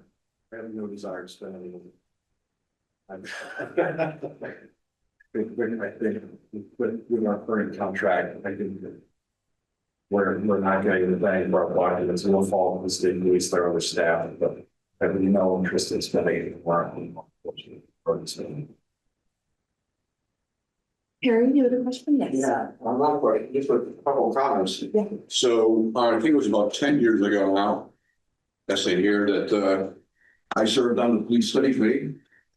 And our committee put forward a recommendation to pass a local option tax to help try to fund local law enforcement. As I recall, the second before the two vote at a special town meeting to not pay their second time set. I'm so pleased to hear that you guys are thinking about this. Reasons I supported the local option taxes because the first municipal official was a sheriff. And it's really important to think about that. I appreciate Tom's point that Waterbury is not a small town. And I think if we're going to solve this problem, they have to spend strong money.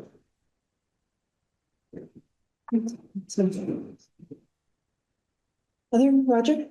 Tom, you signed up on a grant request for community policing, month ago or so. Do you have any idea about that? I don't offhand, I don't believe it's super long, but I'll get an answer for the next meeting. Other questions or comments from the board? Again, I want to see, Tom, how you're feeling about direction, recognizing we've had a lot of conversation and different things come up during this. I guess if I can just say one more quick thing, we've had conversations, we haven't quite gotten there. We've looked at it a few times and just kind of backed away, but we've had conversations over the years about our permits, special events, those things. You'll likely have a special event permit application for you for a pretty large event in September. Haven't seen it yet, it's a new event. But I've thought about special event permits and perhaps it's in time to think about focusing on those permits again, but considering a policing requirement for larger events where the event holder pays the bill for that.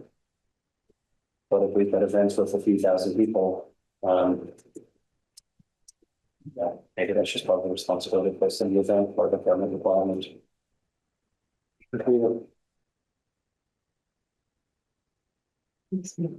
Other questions or comments? So I think I heard that there was a desire to look at a sheriff contract and understand more about what that would look like, but also some acknowledgement that that would be a broader discussion.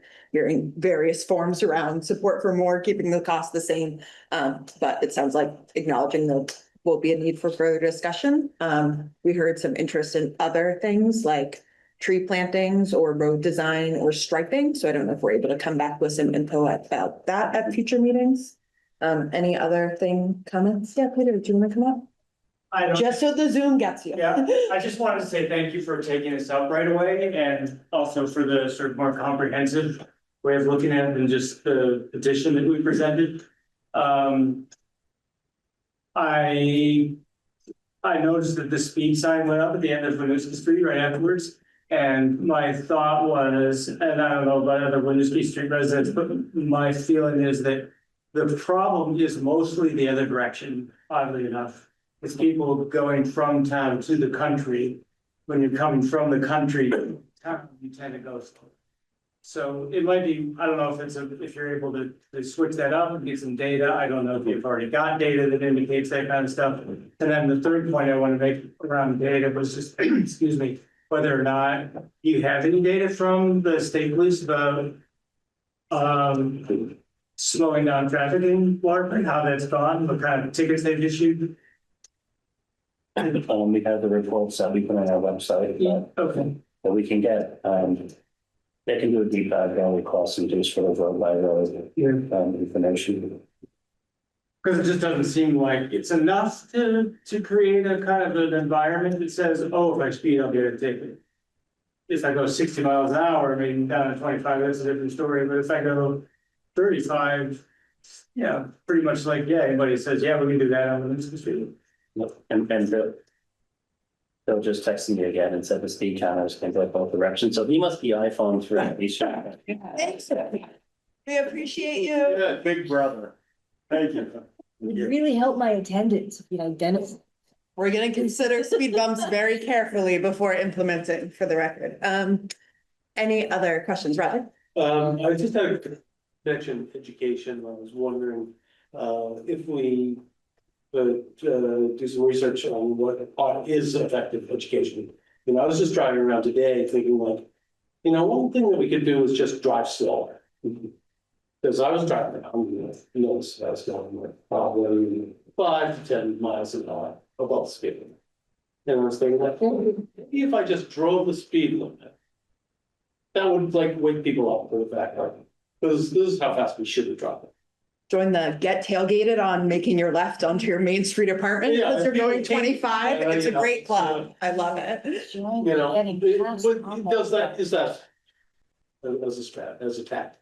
Yeah, awesome. Other strategies or tactics? Mel, you had your hand up in the back.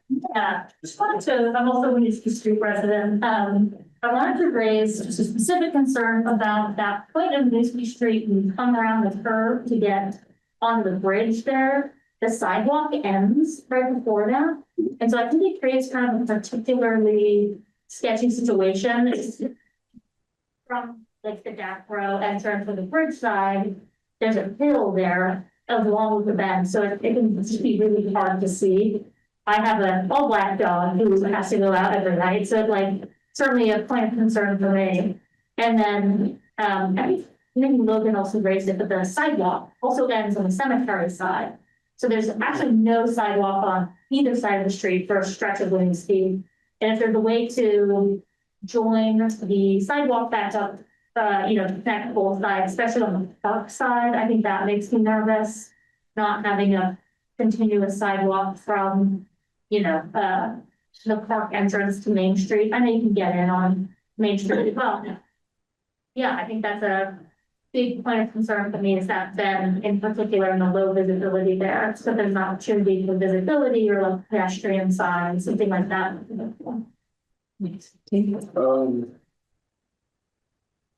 No, I'm picturing the bend you were talking about, and I was like, oh yeah, the sidewalks do anything. It's just, in lieu of putting in more sidewalk, you wouldn't paint bike lanes, would that thing these areas? Narrow.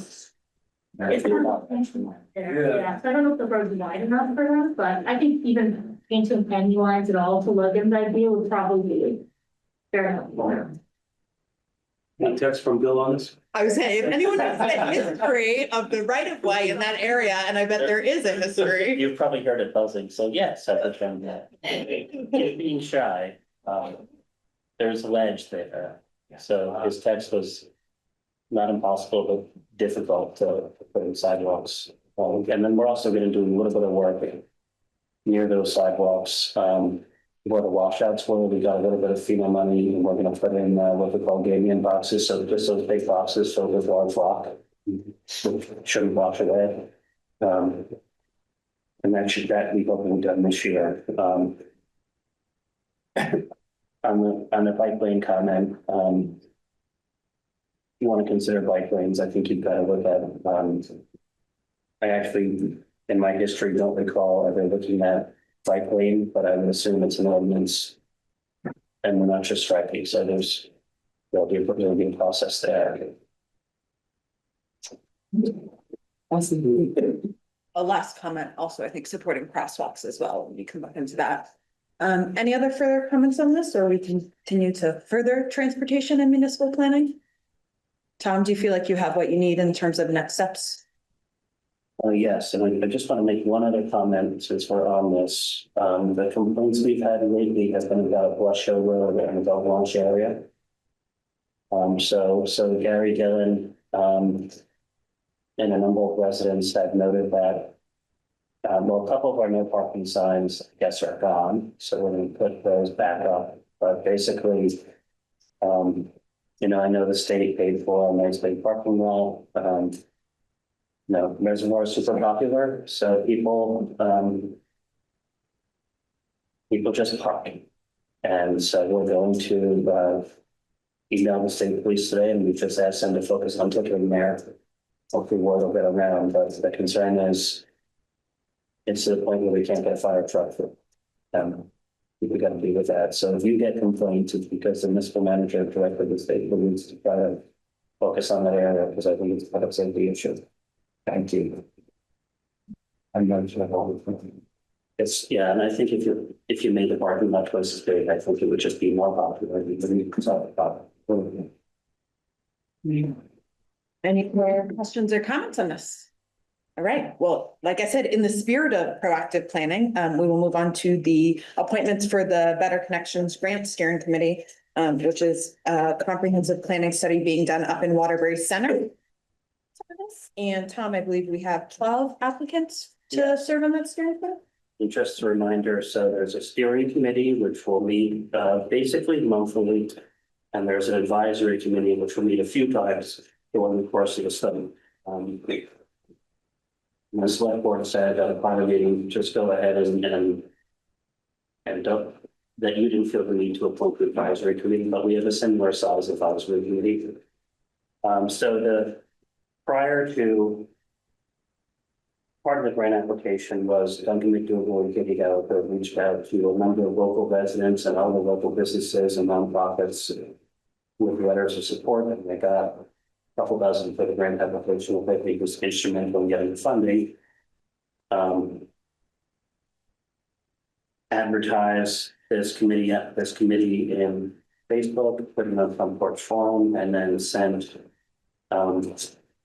Duncan and Katie sent emails to those people that have written letters of support and expressed an interest in the study at the beginning. We've got a really good level of interest in the steering committee.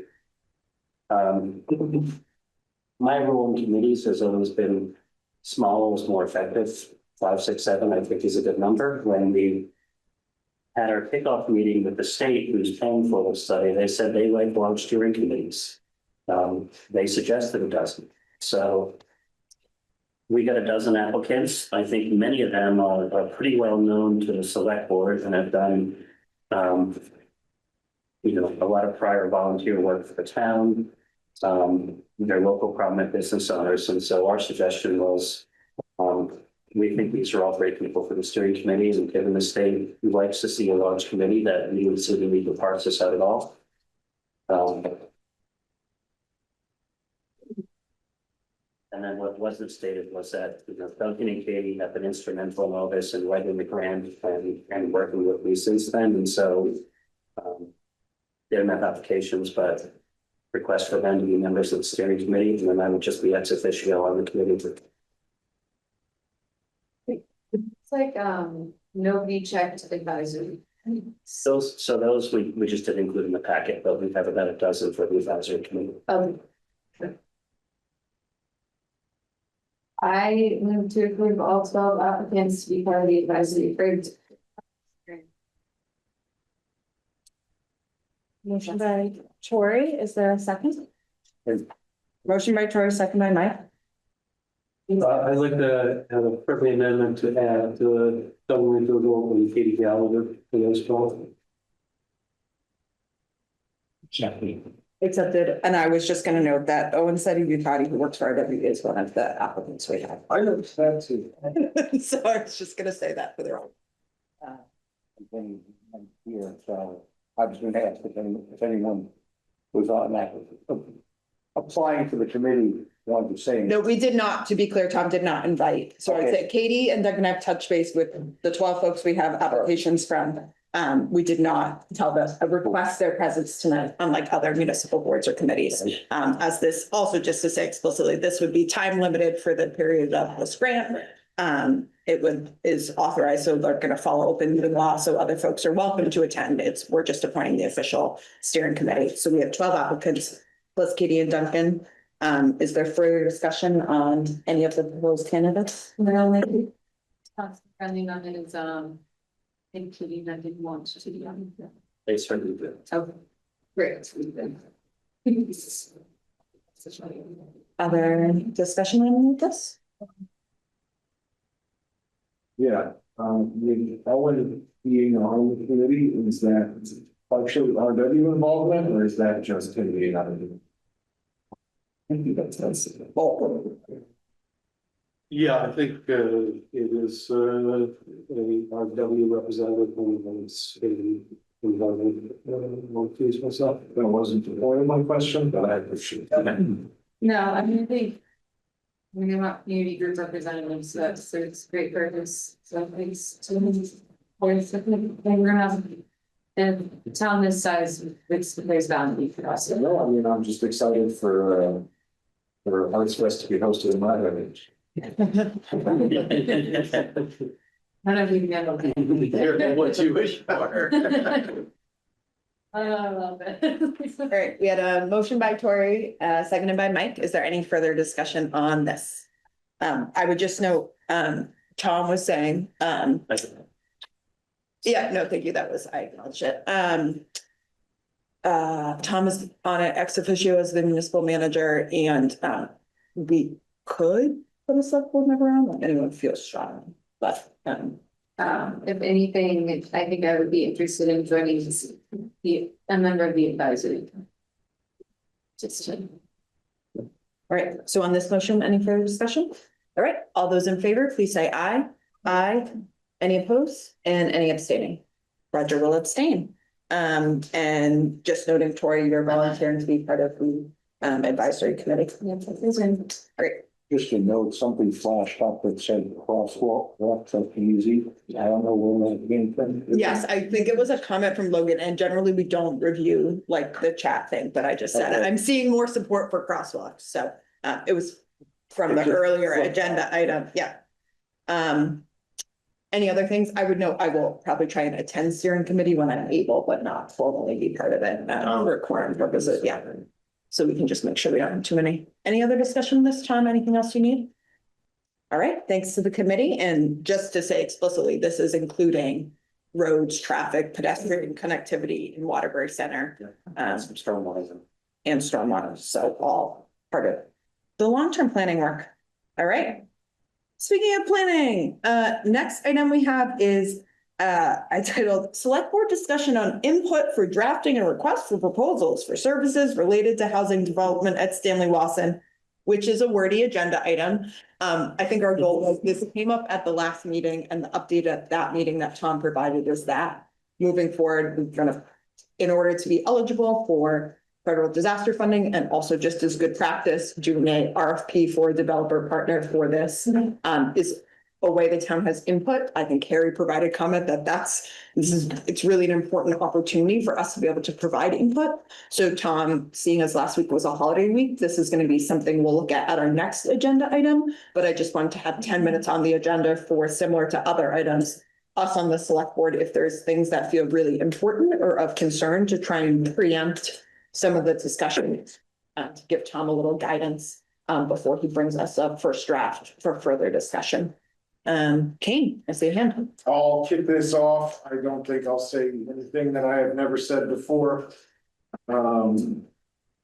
It's important to me, and I think important to the working people in Waterbury that we can provide housing on a larger scale than I think we've seen in the past. And for me, an important proposal from a potential developer would be maximizing units.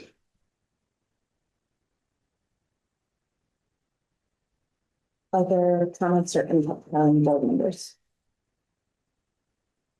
I agree with what Katie said. I think I always like the idea of mixed use housing. And I think that maybe should be a priority. It's not just working folks and stuff like that, and low income folks. There are people in the middle that also need to be housed. So, you know, I like the inclusivity of a mixed use housing project. Other comments from folks? Roger?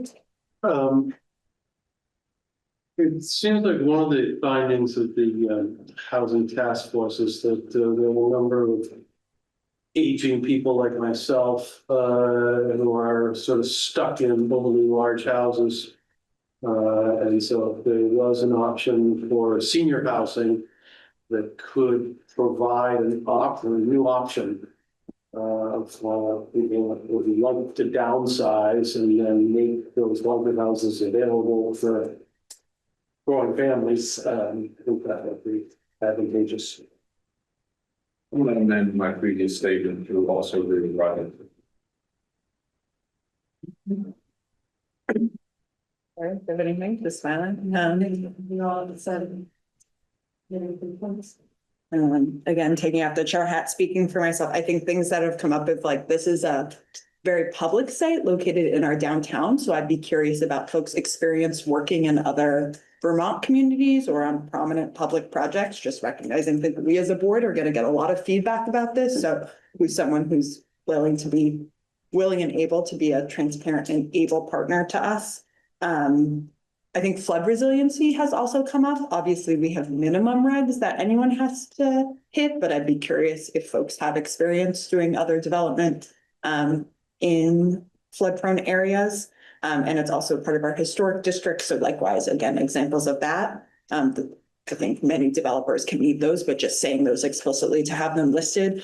I think the other piece, and I don't know that I want to dictate an approach, but I think cost and unit ownership, again, is a thing that's come up a lot. And so I don't know what the mechanism is. This is one where I know we've tried to acknowledge that if you create so many restrictions, you know, a developer isn't going to be interested, but maybe it's a proposal around mechanisms for explaining the cost or partners with others. I just, again, anticipate a big piece of the feedback we're getting is going to be what type of units are you doing? How much are they going to cost? Who are they going to be available to? So ability to answer those questions offers important. Other questions, Roger? Another comment that I've heard of Randall Street is that people enjoy having that open field, the butting into the street, with kids, dogs, etc. And so if it is an opportunity to leave an open space, directly adjacent to Randall Street, we can be favorably looked upon by the neighborhood.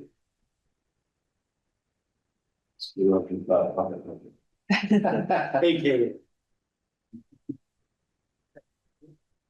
Is it more of a park or more of like, is it open space? Is it dog walking? Is it for the view? Is it? I think sort of all of the above, frankly, but you know, there's some discussion of trying to locate the buildings more towards the parking lot area, and then so that there is sort of that open view as you go out the end of the road there. And yeah, I don't think it needs to necessarily have a lot of structures on it. Right now, it's just an open field.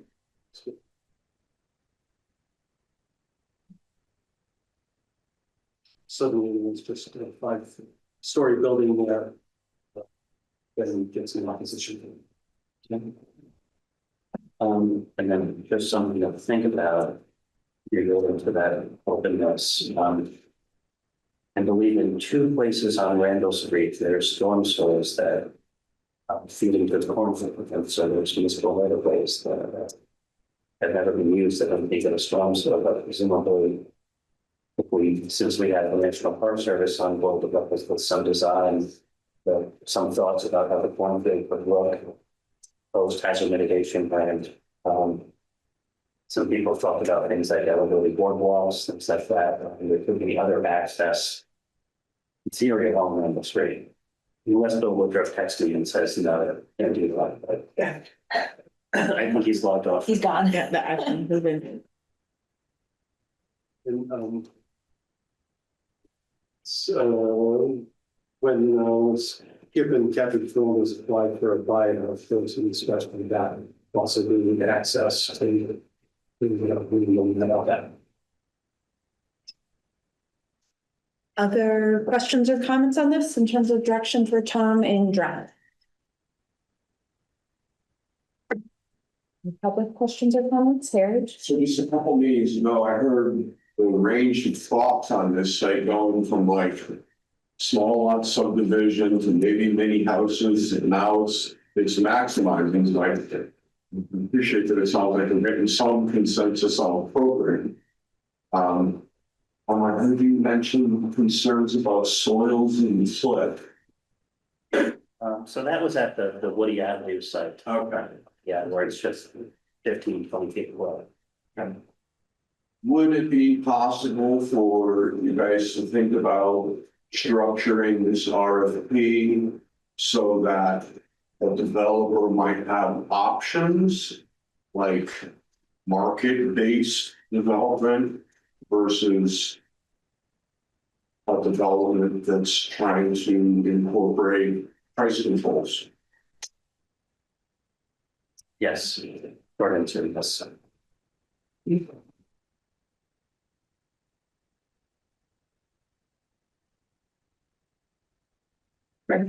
Yeah. Other questions or comments? All right, Tom, does that feel like enough to work with? It does. All right, well, it sounds like that will be likely a future agenda item for follow-up to actually get some draft language and do further review. All righty, that brings us to our next item, which was an additional liquor permit for Waterbury Arts Fest. So we'd be looking for a motion to approve this. I move to approve the additional permit for Waterbury Arts Fest. Second, I really want to make that motion too, because it was the first time in a year. And they won't make a motion on WIC. Oh, well, next time. I can withdraw. No, it's okay. It's already second. All right, we had a motion by Tori, second by Kane. Any further discussion on this? All right, all those in favor, please say aye. Aye. Any opposed and any abstaining? Roger is abstaining. All righty, we are at Select Board and Municipal Manager informational updates, which per our review at the last meeting, we kept on the agenda. Anyone want to kick it off for the Select Board? Mike? I could. Amy did a great job on the Conservation Commission, so I'm not going to add anything to that. On the Development Review Board, I do have a kind of a request. They haven't met since December. And like, they had still on the municipal calendar, so I don't get a notice of the meeting. But I wound up last week coming to the meeting and there was no meeting and it was still on the municipal calendar. We probably should have that. Maybe if you could just do it, Mike, that. Yeah, we keep it on the calendar to have it on the calendar. And the reason they're not meeting is because with the bylaw changes, They're able to do things, in-house, not using the PRP. I totally understand that. But somehow people need to know that meetings, such as myself, I came down, I had grocery shopping to do anyway thereafter, so it wasn't kind of a total lost cause. But there should be some note on that municipal calendar, meeting cancel. yeah, until we know that we can figure that out. May I ask a question here? Them not meeting since December, a sign of slowing of development?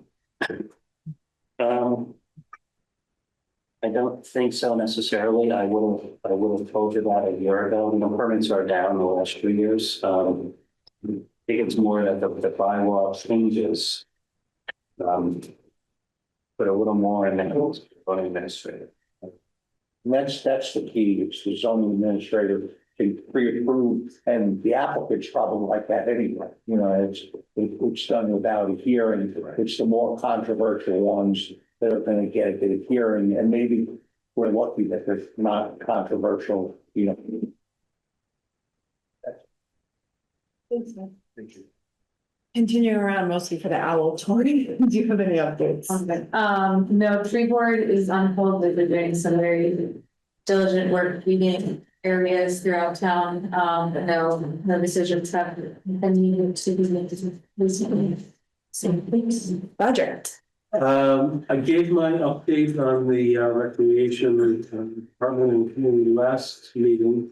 I do have an update that is recreation oriented, which is that the Waterbury Arts Fest is happening this week. A Friday night block party and the Saturday arts market, 5 till 10 for the block party, and then 10 till 4 for the arts market at Pilgrim Park.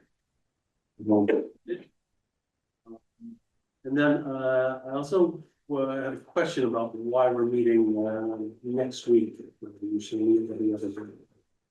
Sounds like probably a typo on the agenda by yours truly, but yeah, it said 14th, it meant 21st. Okay. Thank you. Thank you. I missed it too, in all fairness. Okay. I have nothing to report. Actually, sorry, my other skate park has their fencing up, so they will be having construction start shortly on that, which is really exciting. And we're very confident in the park on Thursday, pending rain help. And I'll add on that I think the Community Resilience for the Greater Waterbury area is having a not mucking out. It's July 10th and we're not mucking out party at that concert. So that will be happening. And on that note, I went to Senator Welch's listening tour. He's introducing a new bill to reform FEMA. It was in Barry this morning and just interesting to hear from other communities, in particular, some of our smaller counterparts. There was someone from Middlesex. They had $10 million in damage. They now have many times their municipal budget in debt because of delays in getting their reimbursement. So though that hasn't been Waterbury's experience, just knowing that I know there's a lot of individuals and homeowners that have had challenges, so working to improve some of those systems and overall just give more local control to how that money is spent. And also there was folks, including the executive director of Friends of the Winooski, speaking to the importance of hazard mitigation grants, which most certainly aware of. That's my only update. I think we're over to you, Tom, if there's anything we haven't covered. And a couple of things. One of my updates were on the agenda. So there's 4 big ash trees in the downtown. They were inoculated. I believe today, last week, but I believe today, but we've taken care of the big trees that the tree committee wanted taken care of. We actually just heard from Mom's meetings over the weekend that we big maple tree, Municipal Street Cemetery that's split, so we'll have to deal with that. So it's been a little bit of a year of the tree. Is that the cemetery? I was looking at the last week. Is that the cemetery commission tree or is it a public works tree or? It's not clear. I've got next to the mini library on Municipal Street. So I would like it to be the cemetery commission because there's some hefty budgets there to deal with this. More increase. Yeah, I think it's probably likely over that line. I believe it. Mentioned a few meetings ago that the library had changed their policy regarding younger kids being unsupervised, and we were maybe leaning towards a select board conversation about recreation after school, how that might impact them. Right now, my update is, I don't know that we need to have that broader conversation because what's happened with the library is, the parents of those younger kids have kind of gathered together informally and said, well, you handle Tuesdays. And so now that one parent is supervising those 4 or 5 kids in the library, which is perfect. That's the outcome I think people wanted. Now there's an adult where the library can go to if there's behavioral issues. So I'm not sure what's going to have a broader impact on their after school program because the younger kids can't be there unsupervised. And may revisit that come school year, but as of right now, it seems to be that the parents have figured out solutions. Just had a Waterbury trustee issue. It was their policy to not allow the other kids unsupervised. They just felt like they would be a bit of a line. Newland Flats paving this week, put on Facebook this morning and news that there's an issue at the bottom of Newland Flats, but that was just a sinkhole rows and all related to the paving. So there was a road closure notice there on the paving this week. Had some complaints over the years, pivoting to a different issue, not a huge issue, but just want to make you know that had some complaints over the years about an AED for this building. So we got a recommended AED by the ambulance service. They don't need power, the battery power, but there's going to be a visible place to put it. And the only real place we can come up with is right here in the lobby. So we'll have to move the bench, one of the two benches. So this first bench here, which in the summer is fine, we can put outside under the awning here, and the bench will be fine. But the AED's got to have a nice prominent place in the wall. Otherwise, the only other place is to somehow figure out how to mount it to a glass panel and spend a bunch of money. So I think moving a bench makes sense. It can be outside seasonally. And the other piece, I just want people thinking about, I had a Facebook post, got a call about a stray dog last night. The dog owner was found, and that was great. The dog calls kind of come and go. Had one a few weeks ago where there was an owner of a rental property that claimed the dog was abandoned. I worked with Fish and Wildlife, and they've generally resolved the issue, but I've had, since I've been the animal control officer for probably a year and a half, 2 years, and I've probably had 7 or 8 borderline cases where there might have been a need to take possession of a dog. Generally speaking, I was able to resolve them without doing that. I've also been relieved a few times where someone said, well, there's a loose dog that needs to do something, and it stops there. And the answer is call that. Hyde Park has opened their own mini kennel, if you will. They will take a dog if we need to house a dog there. In that case, they have some discretion. If their veterinarian believes the dog needs that treatment, then the dog gets treatment and we pay the dog. So in that case, we'd be on the hook. There is an option if the select board is interested. We can pay a certain amount and have a guaranteed space, which gives us. We haven't done that. We look. So, if you want to look at formally, we can. I'm not 100% there, but I live in fear a little bit of, one of them said of many calls, they'll have to take that solution. And Hyde Park has said, that they'll take it all with their space. Contract, it's a set guarantee space. That's all it is. How much of that cost? So they are. It's 2 spaces, $6,000 for the year. To get you that guarantee, and they're not interested in making it 1 guaranteed space. Which I understand they've got some fixed costs that they're trying to cover here. If the select board desires, I can go back and say, we're happy to pay half that amount for 1 space, which I think is a little more suitable for our size. I think it behooves us to have some guarantee in the event something happens. Because when it happens, there's always a bit of an immediate need to place it up. Is there like shelter drop? Yes, not as no. Shelter drop. Okay. None of the vets can do that, local vets. None that I've reached out to. And then the kennels also used to do that. And I think that world has just changed a little bit. It's just less availability. And use animal control officer. That's up. Would have to very well send animal. Yes. And is the Hyde Park facility open when we close seven? It would be if you have someone there and a control officer and should invite them.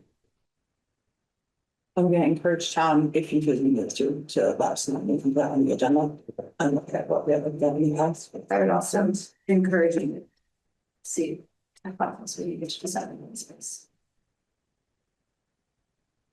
And then the other piece, it's that time of year, so we're out patching roads like crazy. We'll have, by the time we have the next meeting, we'll have clarity in our paving budget, because we'll be doing them five, which is a big project of the year. We know that Randall Street has really come apart this year, so we'll patch Randall Street as best we can this summer, and hopefully in July. But if there's particular problem spots, well, we can use the hot box and do some patching on site, just let it know, and we'll try to direct resources over time. Keep hearing about South Main Street, though I drive it every day. Kind of alternate a little, but the little chunk that wasn't covered by Main Street. So the very end of South Main. Yeah, like right before the bridge on the way down to, I don't think it needs much, it's not really a problem. There's a couple spots.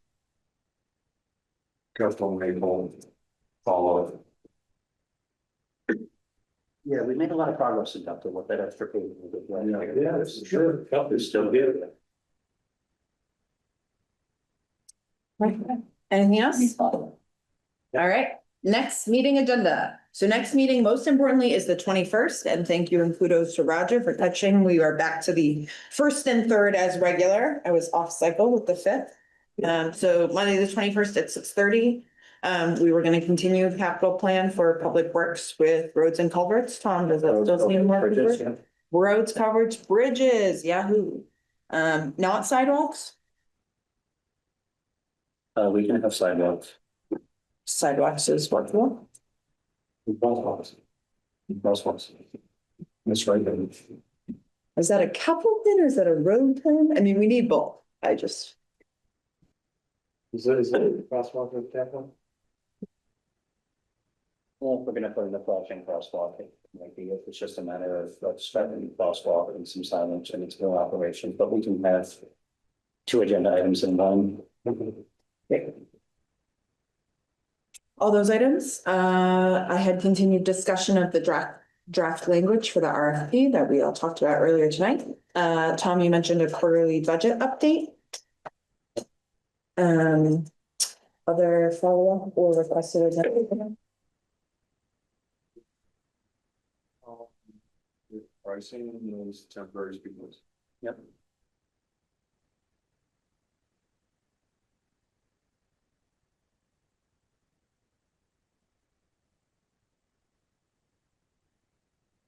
Tom, you mentioned that there's gonna be a new special event.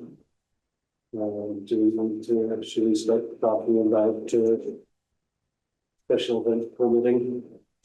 I think it'd be great. So I would, my thing was totally fine with me, okay, definitely think it should be an agenda item, but I would like to tackle the freight event permitting. Mode August 4th, that's it. But I definitely would love a topic next meeting on so that we can do. Does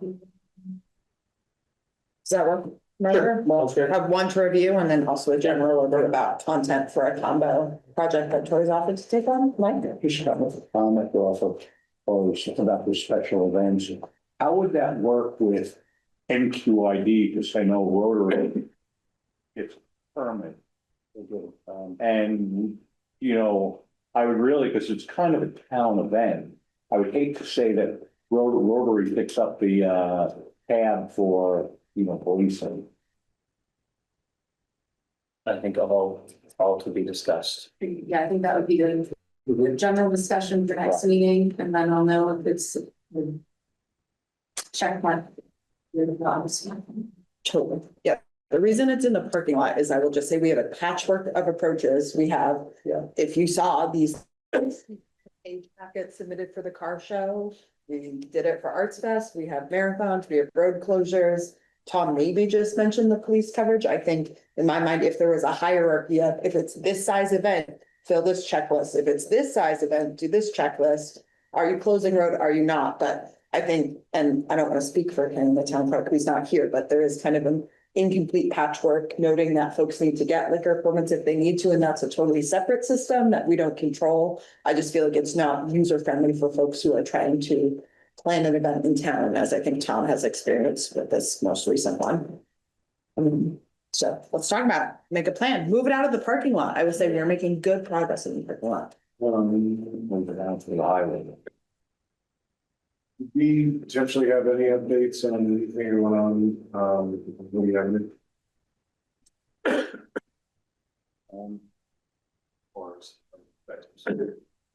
We don't know offhand, but that a meeting with Alec, soon to talk about that. We had a conversation last week about the soil sample and moving forward. If we can consider it for now, and I'll know more soon. Any other items? I will certainly budget more time for roads, bridges and sidewalks, because I bet that would be longer. Roger? I just wanted to remind us that we're looking to meet with Susan Clark, when she's available to more democratic capacity.